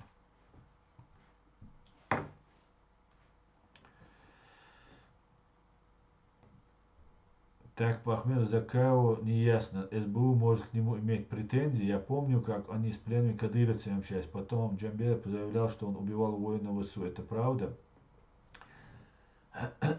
Да, совершенно верно. Это так. Они отдали этого кадыровца, вернули в Чечню. Хотя человек заявлял, что он добровольно перешел на сторону Украины, добровольно сдался. Они передали его обратно. Таким образом, фактически было заявлено для всех чеченцев, которые там находятся, да, наверное, обменяли, наверное, отдали очень нужного человека, я в этом нисколько не сомневаюсь, уверен, просто так украинцы его точно не отдали. Но это был, знаете, что это было? Это как было с Надеждиным, Нужиным, помните, Кувалдой, которого убили вагнеровцы? И вот передача Нужина, это был колоссальный удар по тем русским, которые готовы были бы сложить оружие. Там очень много людей поняли, когда туда приехали, что это не то, что им рассказывают, и что нет там никаких нацистов и так далее, и так далее. И многие сдавались бы. А вот и вагнеровцы сдавались бы. Но вот убийство Нужина, передача убийство, это был колоссальный удар, сделанный Украине. Украине был сделан. Да, забрали, наверное, самого достойного, лучшего украинца, который был в плену. Я не сомневаюсь в этом, что обменяли там, если, конечно, там не бабки присутствовали, потому что разговор был про бабки, когда про Нужина говорили. И про вот этого киргиза Мусаханова, которого, чеченца, которого Закаев пообщался с ним, и потом его обменяли. Этот киргиз Мусиханов сказал, добровольно он сдался. Есть видео, где он едет в машине с украинцами и говорит: слава Украине, я сам перешел на вашу сторону и так далее, и так далее. Он не говорит, что он без сознания был, отстреливался до последнего патрона там, и так далее. А уже когда с Закаевым они общаются, тогда уже речь идет о том, что он перешел на сторону, отстреливался, был ранен и так далее, и так далее. Так вот, передача вот этого киргиза Мусиханова, если даже он был обменен на самого, еще раз скажу, достойного чеченца, который был в плену, или чеченца, или любого другого бойца ВСУ, который был в плену у русских, это был удар по всем чеченцам, которые захотели бы перейти на сторону Украины. Вот те, которые на российской стороне, они 1000 раз теперь. У нас это намного, даже чем с Нужиным вот эта ситуация, хотя она тоже, я уверен, она везде по фронту разошлась, эта история. Особенно касается тех, кто в голове имел план перейти на сторону Украины по убийству, вот это жестокое, просто бесчеловечное убийство Нужина и бесчеловечная вот передача его фашистской России. Это говорит, ну сразу проходит, особенно у кого в голове сидит, что нужно перейти, он такие вещи очень реагирует и смотрит. Потому что я выкладывал этого Нужина у себя, я уверен, еще в других каналах он везде там транслировался. Потому что он сдался, рассказывал, как он сдался и так далее, и потом взяли его убили. И то же самое произошло вот с этим киргизом Мусихановым. Вот таким образом они наносили нам вред, они так наносят вред. Таким образом они представляют, что мы не стоит сдаваться, что Джамбетов, переходя на сторону, показывает, что чеченцы ненадежны. Это не так. Я думаю, из окружения Закаева может еще кто-то выйти. И то я уверен, что в окружении из бойцов среди Ахмеда Закаева есть достойнейшие парни. Честные, искренние, наивные, простые, молодые чеченцы. Но есть и, конечно, кто готов перейти. Я в этом очень сильно, короче, подумаю, что есть. Поэтому, конечно же, Ахмед Закаев должен быть, нужно разобраться с этим вопросом. Я думаю, украинское следствие разберется. Сейчас в Украине очень сильно ведется борьба с коррупцией, там и третье, десятое, что не может меня просто не радовать. И еще раз, слава Украине. А как говорил Джахар, моему разуму это не подвластно. Да, Амзат, совершенно верно. Да, такие вещи я не понимаю. Это означает, что нет доверия, и это означает, что нет доверия к украинцам. Ураган. В Украине были много моментов, я с тобой согласен, моменты были. И сейчас очень сильно учащается, сейчас и коррупционеров гоняют, и вот этих шпионов, агентуру гоняют. Поэтому сейчас я могу сказать, поступают такие сообщения, такая информация мне, что я спокоен, что в Украине реально ведется настоящая, не имитация борьбы с этими шпионами, настоящая борьба против шпионов ведется.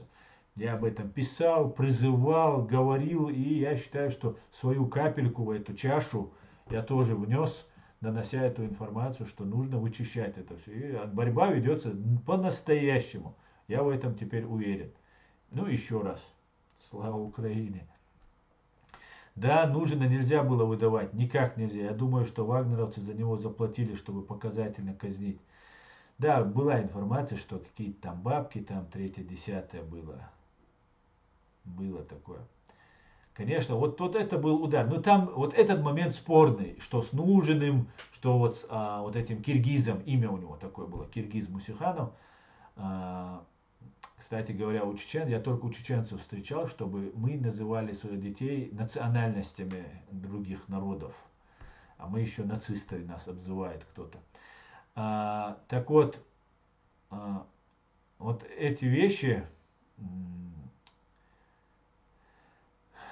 передача, обмен, это можно сказать, за деньги можно сказать, можно вброс такой сделать, можно еще что-то сказать. И может быть реально и за деньги такое произойти может. Но когда у бойцы, вот я общался просто с людьми, у которых друг, товарищ оказывается в плену, и ему плевать на эту войну, плевать на этот весь мир. Он говорит, когда я воюю и погибаю, никакой политики, никаких друзей рядом нет. Вот мой друг, вот он в плену, устойте вниз головой, что хотите делать, вытаскивайте моего человека. Или я вас всех тут перестреляю. И вот такой бывает накал страстей. Поэтому обвинить, что именно продали, там заплатили, конечно, если заплатили, это, конечно, просто измена Родины, измена Украины. А вот если обменяли, то это уже как бы, хотя это тоже нельзя, есть закон, есть правила, и государство должно такие вещи пресекать. Даже если вот этот сильно, даже самый заслуженный, достойный боец, все равно ему надо сказать, стоп, закон, есть правила. Но сами понимаете, война есть война, очень много. Аллаху Акбар, Вильне, Ичкерии и Дагестану, слава Украине. Героям слава, Ханс Пепел. Героям слава. Я помню, как Украина еще до войны активной фазы выдавала ФСБ чеченцев, грузин, просто вывозили на границу. Это было. Буду объективен, Аслан. И в СБУ надо бы устроить зачистку. Везде идет, не волнуйтесь.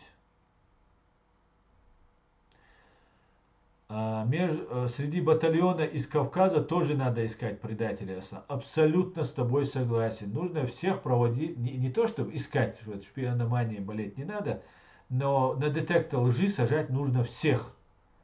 И на детектор даже не в Украине проводить этот детектор, а особенно те, кто приезжает в Украину.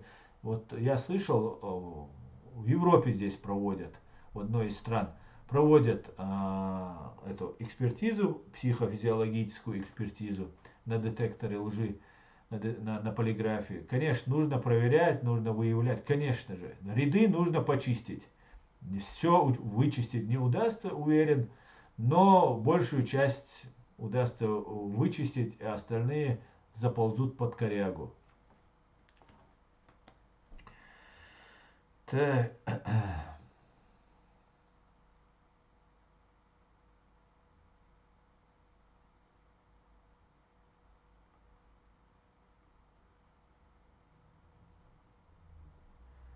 Hasan Musa Lamaevka Zakаев Тербюр Шайка Гучак Езера.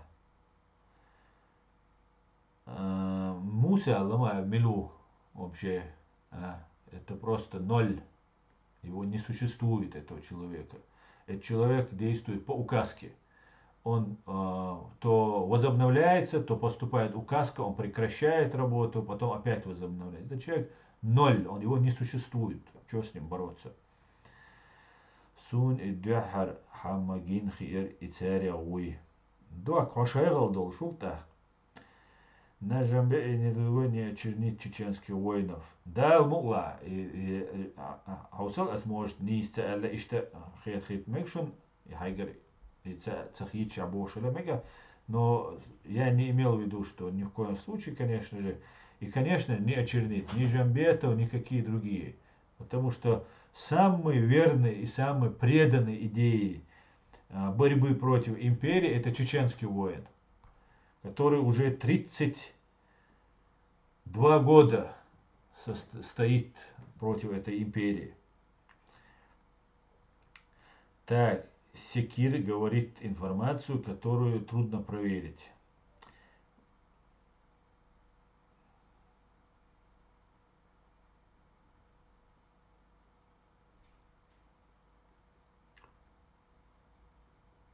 Для вас важна власть или народ Чечении? Для меня важно права моего народа. И все. Асам вай гитарист Украины винул из Мацвина, Закая, даже Мацвейлер и Олк дар Талдиш. Далгеш дуэль далде алвеле айнс сун дакцадой Мацвир. Шадега цаху уж две шхела мамеги хилмову информированы. Поэтому цаху уж две шхела мега, но сун цаха из шадега уайти квеща не смотрят цаху уж дег. А если есть подозрение, конечно, надо проверять.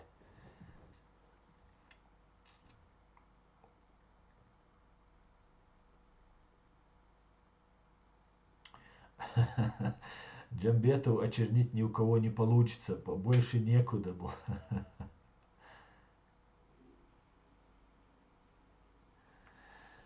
Так. Мы уже 1,5 часа в эфире, друзья. Но еще немножко посижу и поеду. Для меня показатель... Так, для меня не показатель Аркадий Бабченко, Вит USA. Вот вы так все хорошо говорили. Аркадий Бабченко в Первую войну принимал участие против Чеченской республики, чеченского народа срочником. Вторую войну был наемником. Потом он был в Грузии. Хотя, говорит, был корреспондентом, но есть фотография у грузин. Она есть и у меня в YouTube, в Фейсбуке, где лежит автомат, и он сидит на какой-то дощечке, и там рядом лежит автомат, он где-то переобувается, что ли, или что-то делает. И рядом лежит с ним автомат. А у журналисты, как мы знаем, не носят автомат. У них видеокамеры в основном. Поэтому я ни одну секунду, ни одному слову не верю. Ни Аркадию Бабченко, ни его товарищу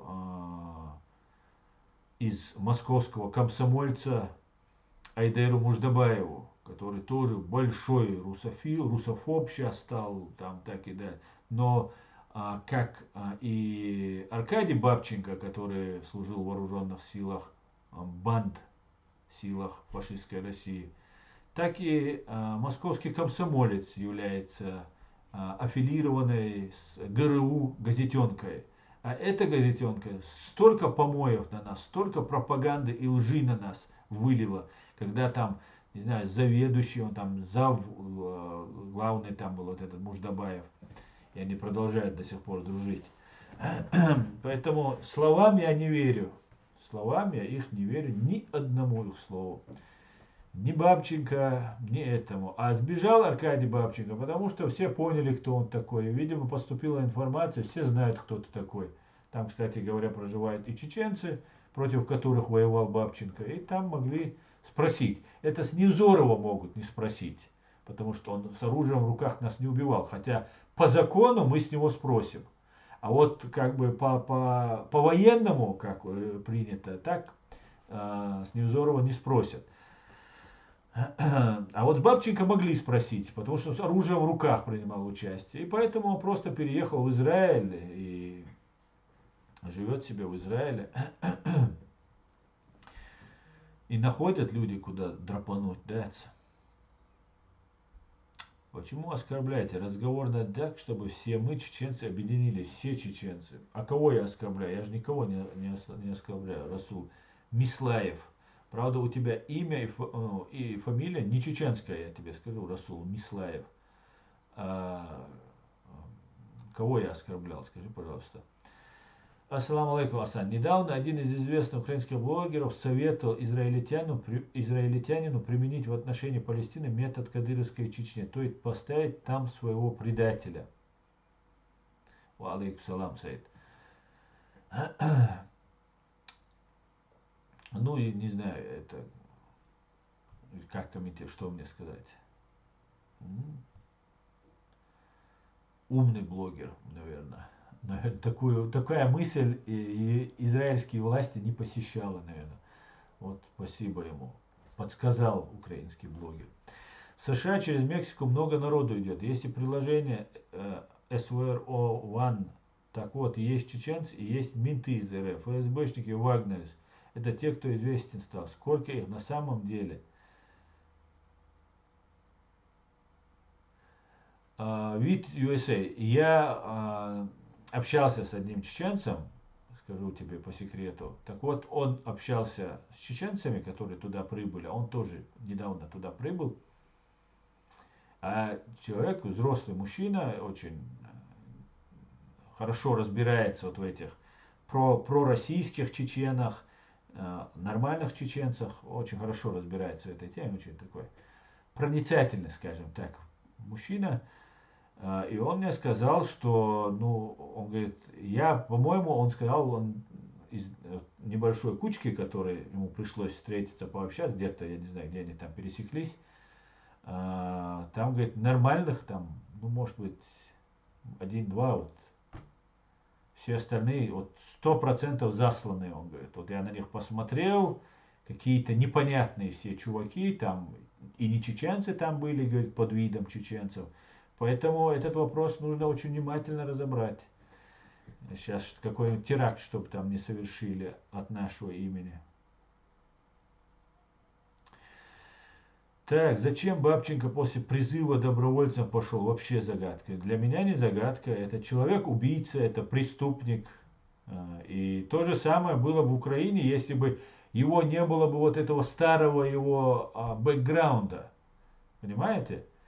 Если бы у него не было этого бэкграунда, если бы он еще в Грузии не воевал бы, а грузинские товарищи, видимо, имели нормально подготовленную информацию, в отличие от чеченских товарищей, мы-то так об этом заявляли, я не знаю, правда, что там кулуарно происходило, но там клейма ставить на Бабченке негде. И поэтому вот даже покушение на него, помните, было инсценировано, якобы покушение, там 3-10. Короче говоря, вот как-то так. Зачем вот так? Бороться с русским миром не означает распространять кремлевские методы. Да?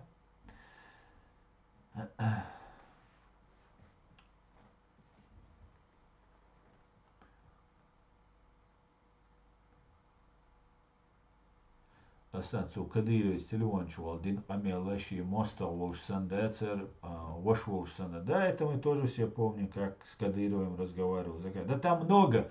Амелдари, просто разговоры, даже тягчайшее преступление, попытка узурпации власти, даже там обман, вот это все, обман это любимое занятие политиков. Это еще, это все меркнет. Здесь есть прямые обвинения в том, что человек Шалинский, наше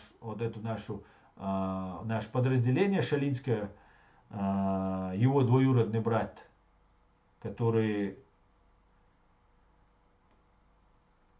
как утверждают, является его куратором Ахмеда Закаева. И шалинский джамаат был взорван. Вот этот Абу-Бакар парень был, которого они пытали, переломали ему все кости, был убит. Потом еще 3 человека, их фамилии не называет Муслим Мадиев. Ну, короче, так что там такие вещи предъявлять можно, что я даже не знаю, что сказать-то.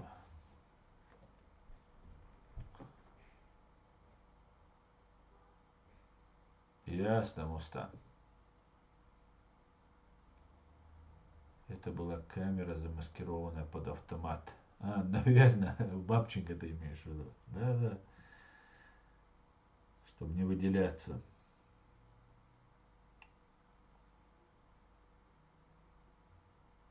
Тут эти Курочкины возбудились. Кудахтают, там столько лжи рассказали. Лжи, перемешанной с правдой, конечно же, что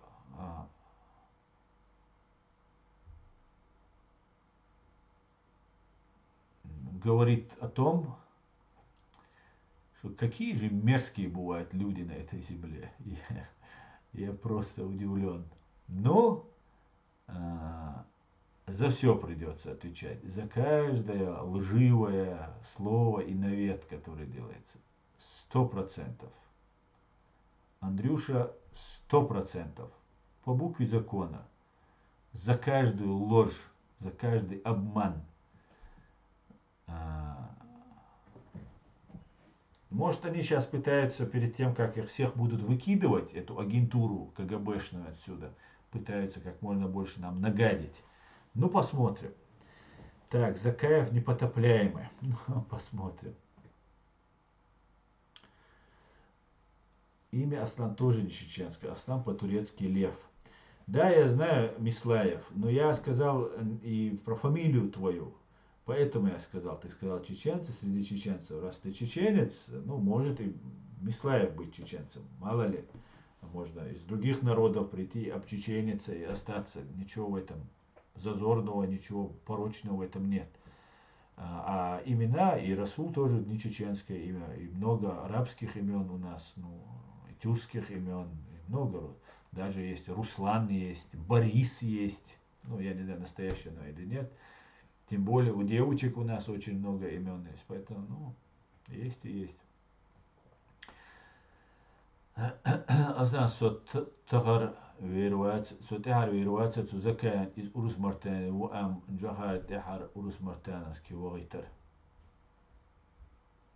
Urus Martánski Vajter. Szocakít Muszáhubó. Szocakít. Цатурку цегинсун Аслан Цейлш. Арсланом он царь Макхал. Арслан они, по-моему, говорят. Арслан.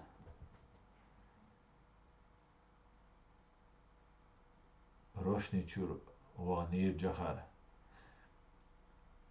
Рошничур Урус Мартане Ванирис. Джахар Дуда Героич Керри в 90 никто не думал, что будет война. Ханс Пеппер почти никто не думал будет, правильно сказать. Потому что многие пребывали, конечно, в плену пропаганды и надежды, что вот мы строим новые государства. На самом же деле украинские патриоты знали, что будет война. И этому свидетельствует сколько, 12 или 14 бойцов из УНА-УНСО, которые приехали и сражались. С ними были девушка была, которые приехали воевать. И те, кто остались в Украине, их поддерживали и были их единомышленниками. Они знали. Вот я сейчас смотрю видео, Сашко Белый, говорит, ну, Белый выступает, Александр Музычка. Ну, сколько ему? Ну, 25 ему, может быть, там лет. Ну, пацан, по факту, сейчас, по сравнению со мной, он пацан. Он такие вещи говорит, которые я только там, я не знаю, после всех этих событий только-только дотукал просто. Он такие вещи говорит, что после нас будет это, ну, я, может, лет 10 назад, да, это 20 дотукал, 15 дотукал до этого. Но я-то пережил это все, видел, ощущал, а он этого, ну, люди знали, кто в теме, кто думает, они знали об этом. Все смешалось. Джохар тоже имя редкое было в 90-х годах в Чечне. Да, редкое имя. Салам, салам, Эд, салам всем свободным людям, салам. Все смешалось в этом мире. Невзоров гражданство Украины получил. Они что, его фильм про Чечню не смотрели? Смотрели абсолютно, прекрасно знают, кто такой, но посмотри, кто такой Арестович. Ну, просто сидит и... Сейчас, правда, прекратил Фейкина раскручивать. Наконец-то. Прошло больше 1,5 лет широкомасштабной войны, чтобы Арестович перестал общаться с Фейкиным. Все, Фейкин уходит в небытие. Если же Арестович останется на правильных позициях и сможет договориться со своими спецслужбами, то должен немножко изменить свою риторику и останется. Ну, если он под прикрытием действовал, такое мы тоже не исключаем. А по факту, ну, выглядит как измена. Ну, посмотрим. Спасибо за подарки, Милана, большое спасибо. Не стоило тратиться. Там машина была заминирована, а не ракетный удар. Ты имеешь в виду убийство Джохара Дудаева? Я тоже слышал эту версию, Мустан. Я тоже слышал эту версию. И фейковая информация на Кавказ-центре, что Джохар Дудаев смотрит в небо, явно голова такая большая у него, видно, что это коллаж, ну так, Нева, именно Нева, и вот заснято вот эти кадры, и как будто это Джохар там смотрит, разговаривает якобы по телефону. А Алла говорит, что машины рядом не было в момент попадания удара, что он отошел от машины, они отошли там к концу оврага, а он отошел от машины подальше и начал звонить. А Кавказ-центр нам показывает фотографию с увеличенной головой, непропорционально увеличенной головой на картинке якобы Джохара Дудаева, и он смотрит в небо. И как бы пролетает ракета. И откуда этот кадр попал, там неизвестно. И так далее.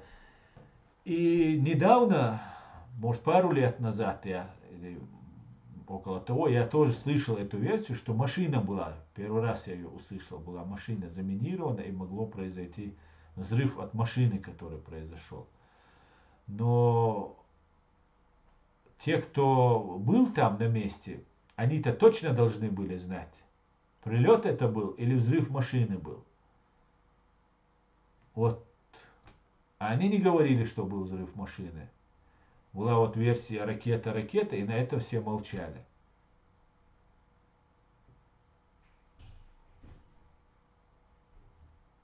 Асан Джахарин ракет сатура ихтан, если из ракет хиляри, машин эрер чусаттин хилер.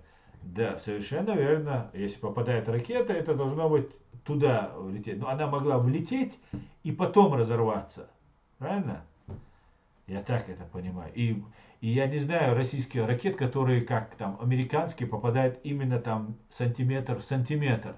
Они там метр, 2, 3, она могла рядом с машиной попасть. Посмотрим, посмотрим.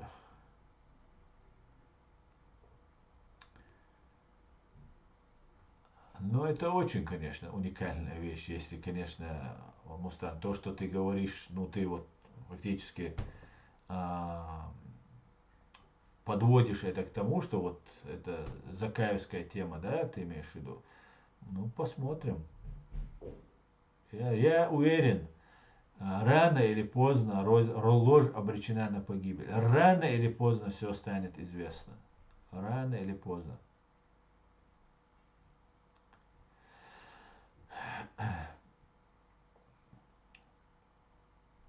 Очень много в Чечне было убито между своими, не разобравшись на чьей стороне.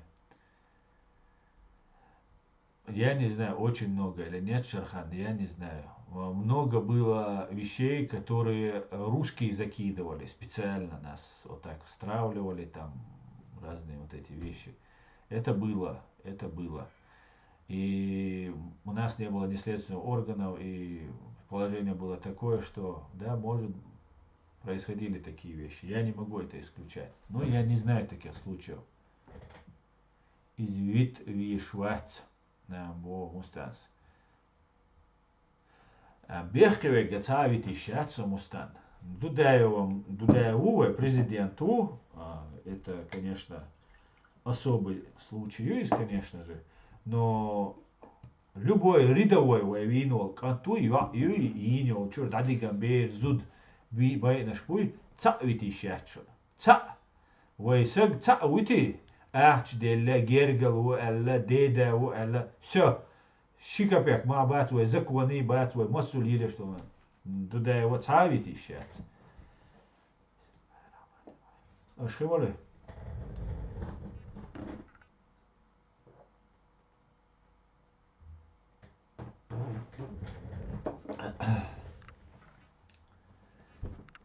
Шариат или демократия, ваше мнение? Шариат навеки вечные в чеченском мусульманском обществе. Навеки вечные. Наше государство построено на демократических основах. Демократия навеки вечная.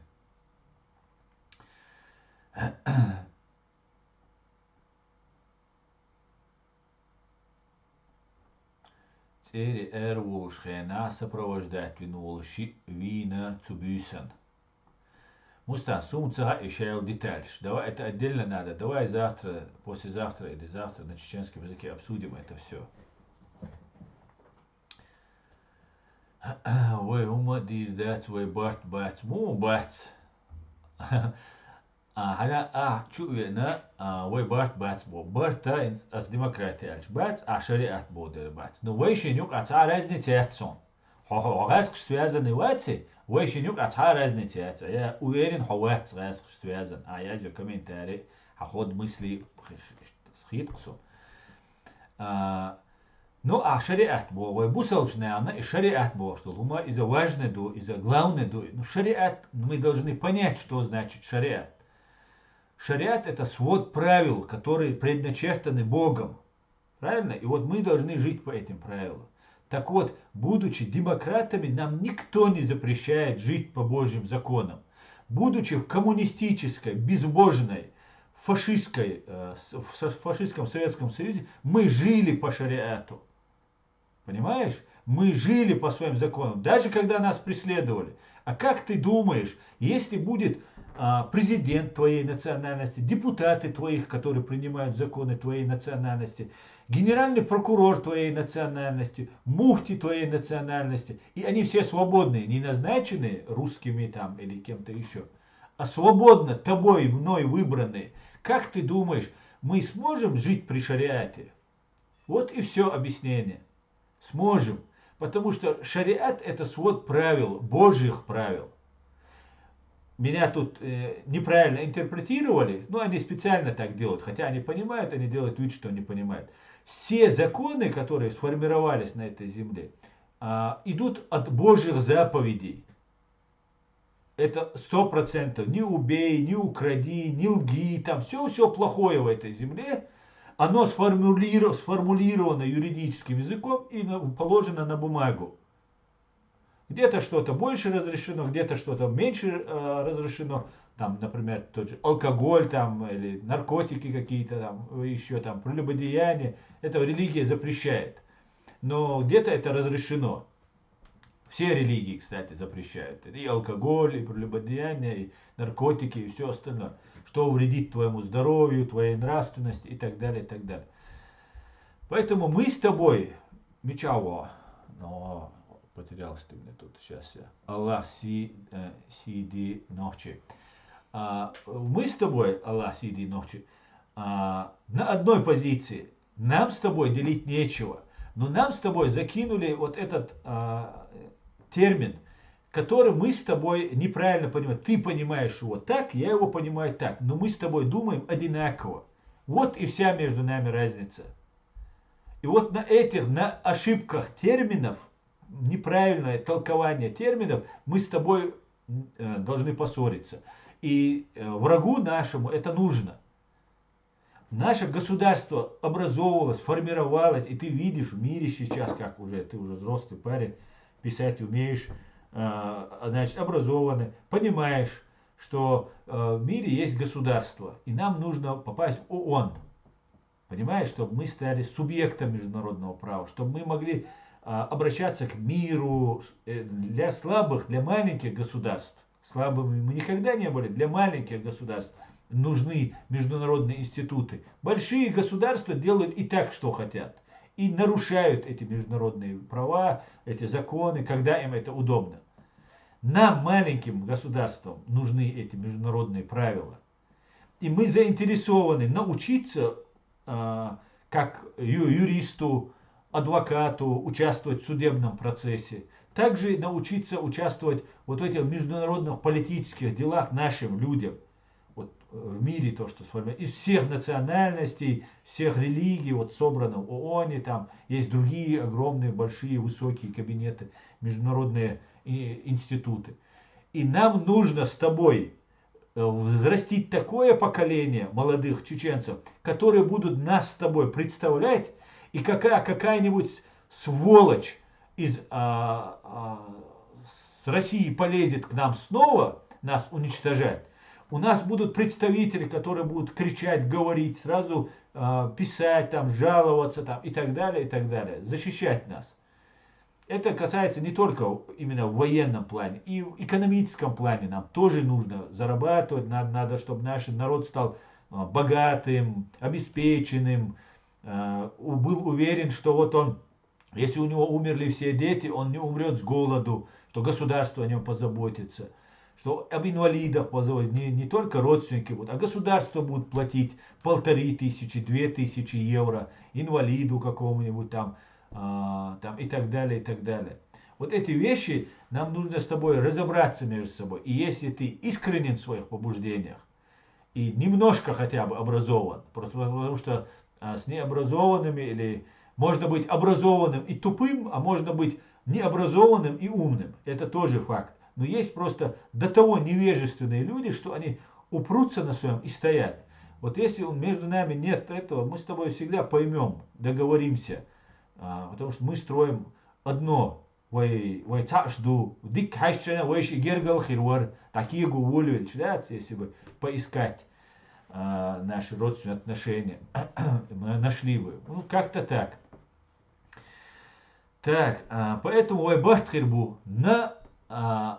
главное, нужно отстраниться от связи с фашистской русней. Вот и все. Все, что нам нужно сделать. Фашистскую русню нужно чик-чик обрубить, и все. Все связи, любой человек, который связан именно с этой, заподозрили, все, сажаем, разговариваем, детектор лжи, проверили, все. Его, может, ошибку совершил, всякое бывает. Там где-то его обманули, что-то третье, десятое. Все, отойди в сторону, ты уже чуть-чуть потерял доверие, просто посиди в сторонке. И все, и дальше идем. Явный предатель, явный предатель. Явный предатель, с ним должен разговаривать уголовный кодекс, Леон. Так, давайте дальше. Цатурку Цегинсун, так, это было, я уже читал. Скоро в Москве привыкнут к воздушным атакам, и самолеты из Москвы скоро вылетать будут по выходным, когда украинцы в ВСУ будут перезаряжать дроны. В Рублевке недолго осталось, также в Лубянке. Да, Эд, спасибо тебе за хороший комментарий. Отлично просто. Отлично. Господи, благослови Америку, Эд. Джохар Дудаев, це Степан Бандера для Украины. Вечная им слава и память. Амин, Ханс. Амин. Амин. Амин. Я Залужного называю Джохар Залужный. Джохар Залужный. Надеюсь, он не расстроится, что я его имя изменил немножко. Вы помните, 26 ноября 1994 года покрашенными белыми башнями танки вошли в Грозный, когда Гачев отказался от солдат? Да, помним, Шархан. Так. Вы единственный чеченский блогер, который не заряжен вирусом исламизма. Спасибо за работу. Евген Мигон. Пожалуйста. Я единственный блогер, который не связан с фашистской Россией, я вам скажу. Вот у нас есть ЧДП, я за всех не могу сказать, но там костяк, главная группа, они тоже не связаны. А так у нас есть вот эти блогеры, которые у вас в Украине там связаны, они, кто вот эту религиозную тему толкает, они все связаны с фашистской русней, с их спецслужбами. А я не связан. Это не значит, что все, кто говорит на эту тему, связаны с фашистской русней. Вот как, например, вот этот парень, который мне здесь в ТикТок сейчас пишет. Я говорю о тех публичных людях, которые начинают об этом говорить. Потому что начинать говорить публично о каких-то вещах, ты должен быть абсолютно уверен в этой теме, в которой ты разбираешься, говоришь там. Например, я уверен в том, что убитые 300 тысяч граждан Чеченской Республики Ичкерия должны получить мщение. Они взывают к справедливости, их души взывают справедливости. Я в этом убежден. И это мной движет. И я требую, чтобы был суд над их убийцами. Появляются вот блогеры, Тумсу Абдурахманов, Хасан Халитов, Ислам Билакиев, Моусар Сайдулаев, кто там еще, братья Янгулбаевы. Вот это все люди, если вы обратите внимание, они все, Янгулбаевы, например, связаны с Новой газетой, там получают гранты, там их папа судья, и они все религиозники, они все сидят на этой волне. Но проблема в том, что за 23 года русско-чеченской войны ни один человек, который был подвержен вот этому влиянию, вот этому религиозному течению, не оставлен живых. Тем более ни один богослов не оставлен живых. Ни один, никто не имеет права говорить сейчас за религиозную тему, не простые рядовые наши граждане, которые оболванены этой пропагандой, а идейные вдохновители, которые говорят. Да, есть те, которые здесь живут в Европе, вроде Удугова, но он связан с другими специальными службами, хотя и с российским, наверное, тоже. Потому что с Березовским заигрывал, 3-е, 10-е, там и бабки, главное, больше, там идейных нет, там все за бабки, конечно. Поэтому, а я единственный, кто не связан с российскими спецслужбами. Поэтому я пытаюсь разобраться объективно, и меня никто не заставляет говорить эту религиозную ересь, которая не имеет по большей части к исламу вообще никакого отношения. Все придумывается, бред какой-то придумывается. И так далее, и так далее. И сейчас я наблюдаю новый всплеск. Всплеск начинается. Опять вот это с Иране притухли чуть-чуть, потому что весь мир уже все уже понял, что такое вот этот русский исламский терроризм. И, ну, или понял, или уже отвлеклись, просто другими делами заняты. И русские исламские террористы, ну, я имею в виду лубянские исламские русские, не в смысле этнические русские, а лубянские исламские террористы, они сейчас опять начали поднимать голову, и это для меня тревожно. Я об этом сейчас начал писать, говорить и привлекать внимание к этой проблеме, что сейчас какой-нибудь теракт кто-нибудь выкинет и скажет, что это чечены.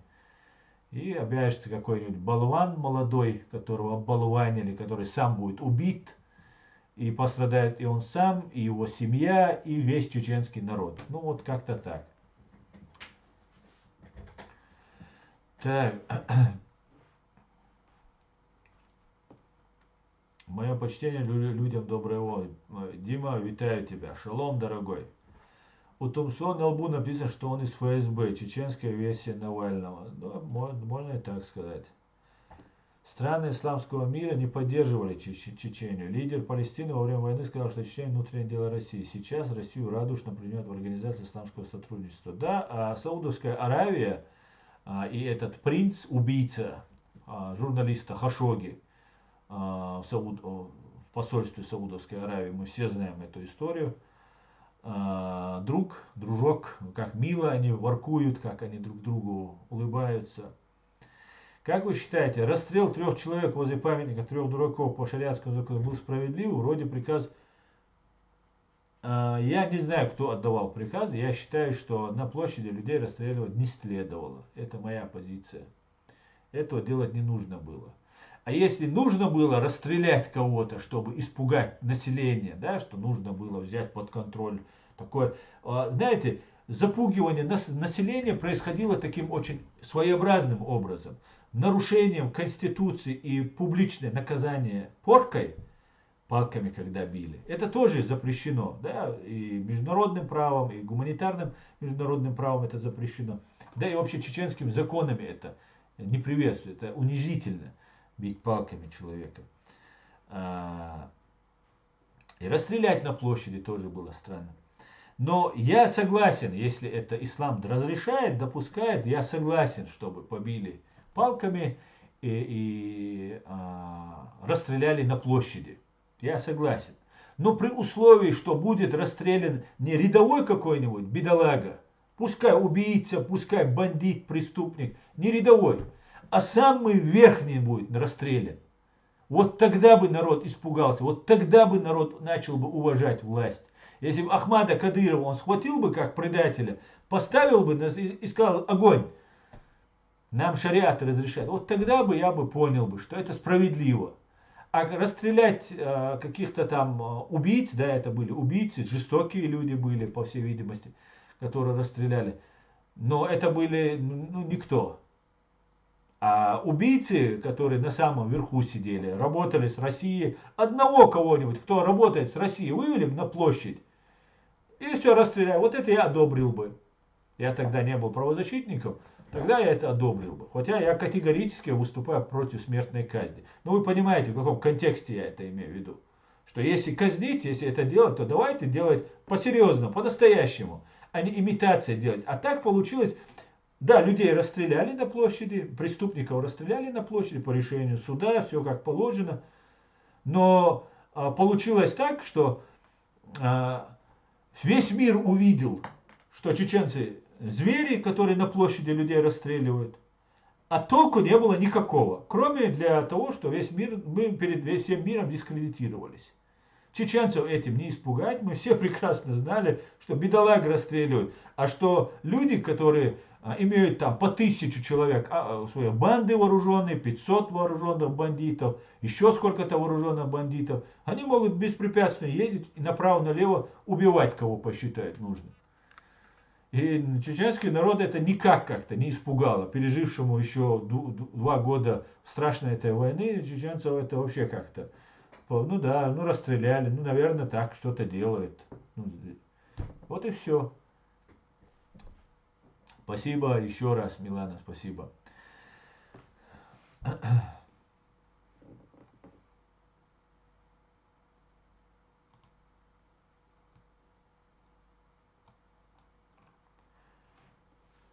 Так.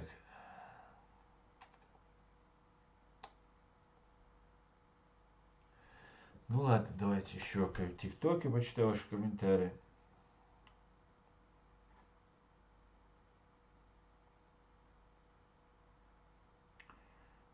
Ай, собака.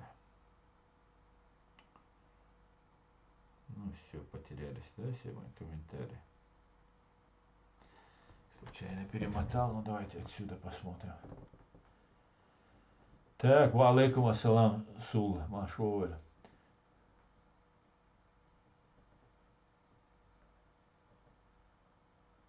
Sen demokratiski parti qolg'ach beshash din nadaq erdol duma bag'ar nohchichur.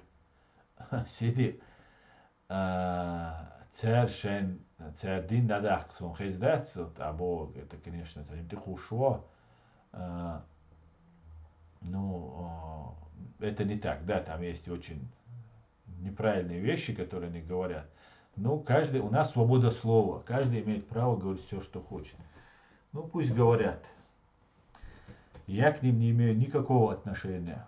Там есть ребята, с которыми у меня хорошие, уважительные отношения, и все. Хочу сказать одно.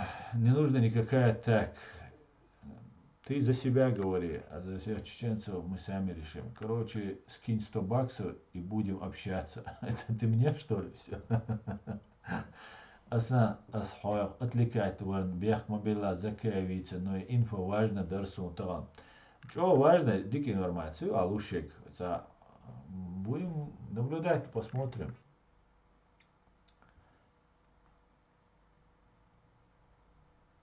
Ты что там по бумажке читаешь? Это я бумажки читаю? Хорошо. Короче, все ФСБ, кроме него, он святой. Почему же святой? Если ты не в ФСБ, ты не знаешь святой. Очень плохие люди есть не с ФСБ. Но ФСБ это абсолютное зло, беспримесное зло. Почему мы должны тебе верить? Муса, ты мне не должен верить. Ты можешь просто переключиться и идти своим дорогой. Аслан, здрасте, привет из Киева. Витаю, Виталий, витаю, Киев. Аслан, ты не думаешь о том, что есть люди, ставшие свидетелями этих событий? Каких событий? Каких именно, пожалуйста? Аслан, ты лучший из лучших. Баркалдио.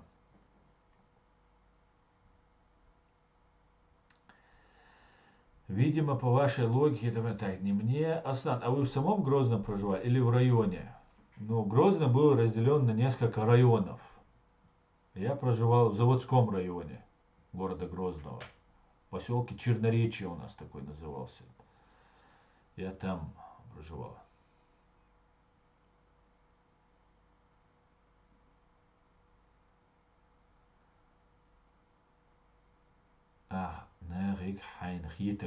Ты говори о том, что ты видел и про кого знаешь лично. Ну, я так и говорю.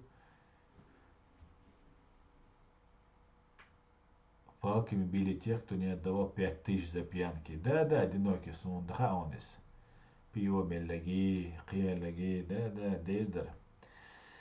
Дейдер, хыз дейт сыршын. Цундел, вайн тамант ия дейтк, вайн мосташ дейт, қичара дейт. Дейтерду. Цундел хилдиш дуй. Диктатура закона. Закон и точка. Все. Массерно. И для президента закон, и для рядового закон. Не имеет значения. Все генералы. И для всех закон один, да? А не как по русскому. Закон, не знаю, там все замочить. Нет. Так, салам алейкум, шалом, Асан. Шалом, Серый, витаю тебя. Знаю, там 8 марта. Нет, 8 марта, но немного в другом месте. Ну, да, район, короче, рядом это все.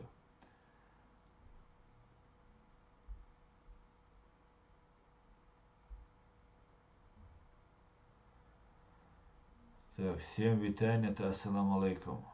Ва алейкум салам, витаю вас, Хорзум. Давно не было вас. Так, друзья, ну, я думаю, может, мы 2 часа уже 14 минут в эфире. Я на этом свой стрим закончу, друзья. Завтра, или, скорее всего, в воскресенье на чеченском языке и с русскоязычными моими зрителями в понедельник, как обычно, мы увидимся.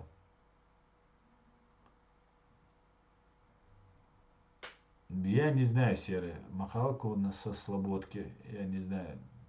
Это, наверное, в Украине, да, я не особо ориентируюсь в районах Украины. На этом я вас запись смотрел. Отлично, Хорзум. Ну, всего самого вам хорошего. Всего самого хорошего. Дай Бог Украине победить, выстоять. Дай Бог, чтобы все было хорошо. Слава Украине, все будет. Ичкерия. Господи, благослови Америку. Adikjöl, mash oil, büs de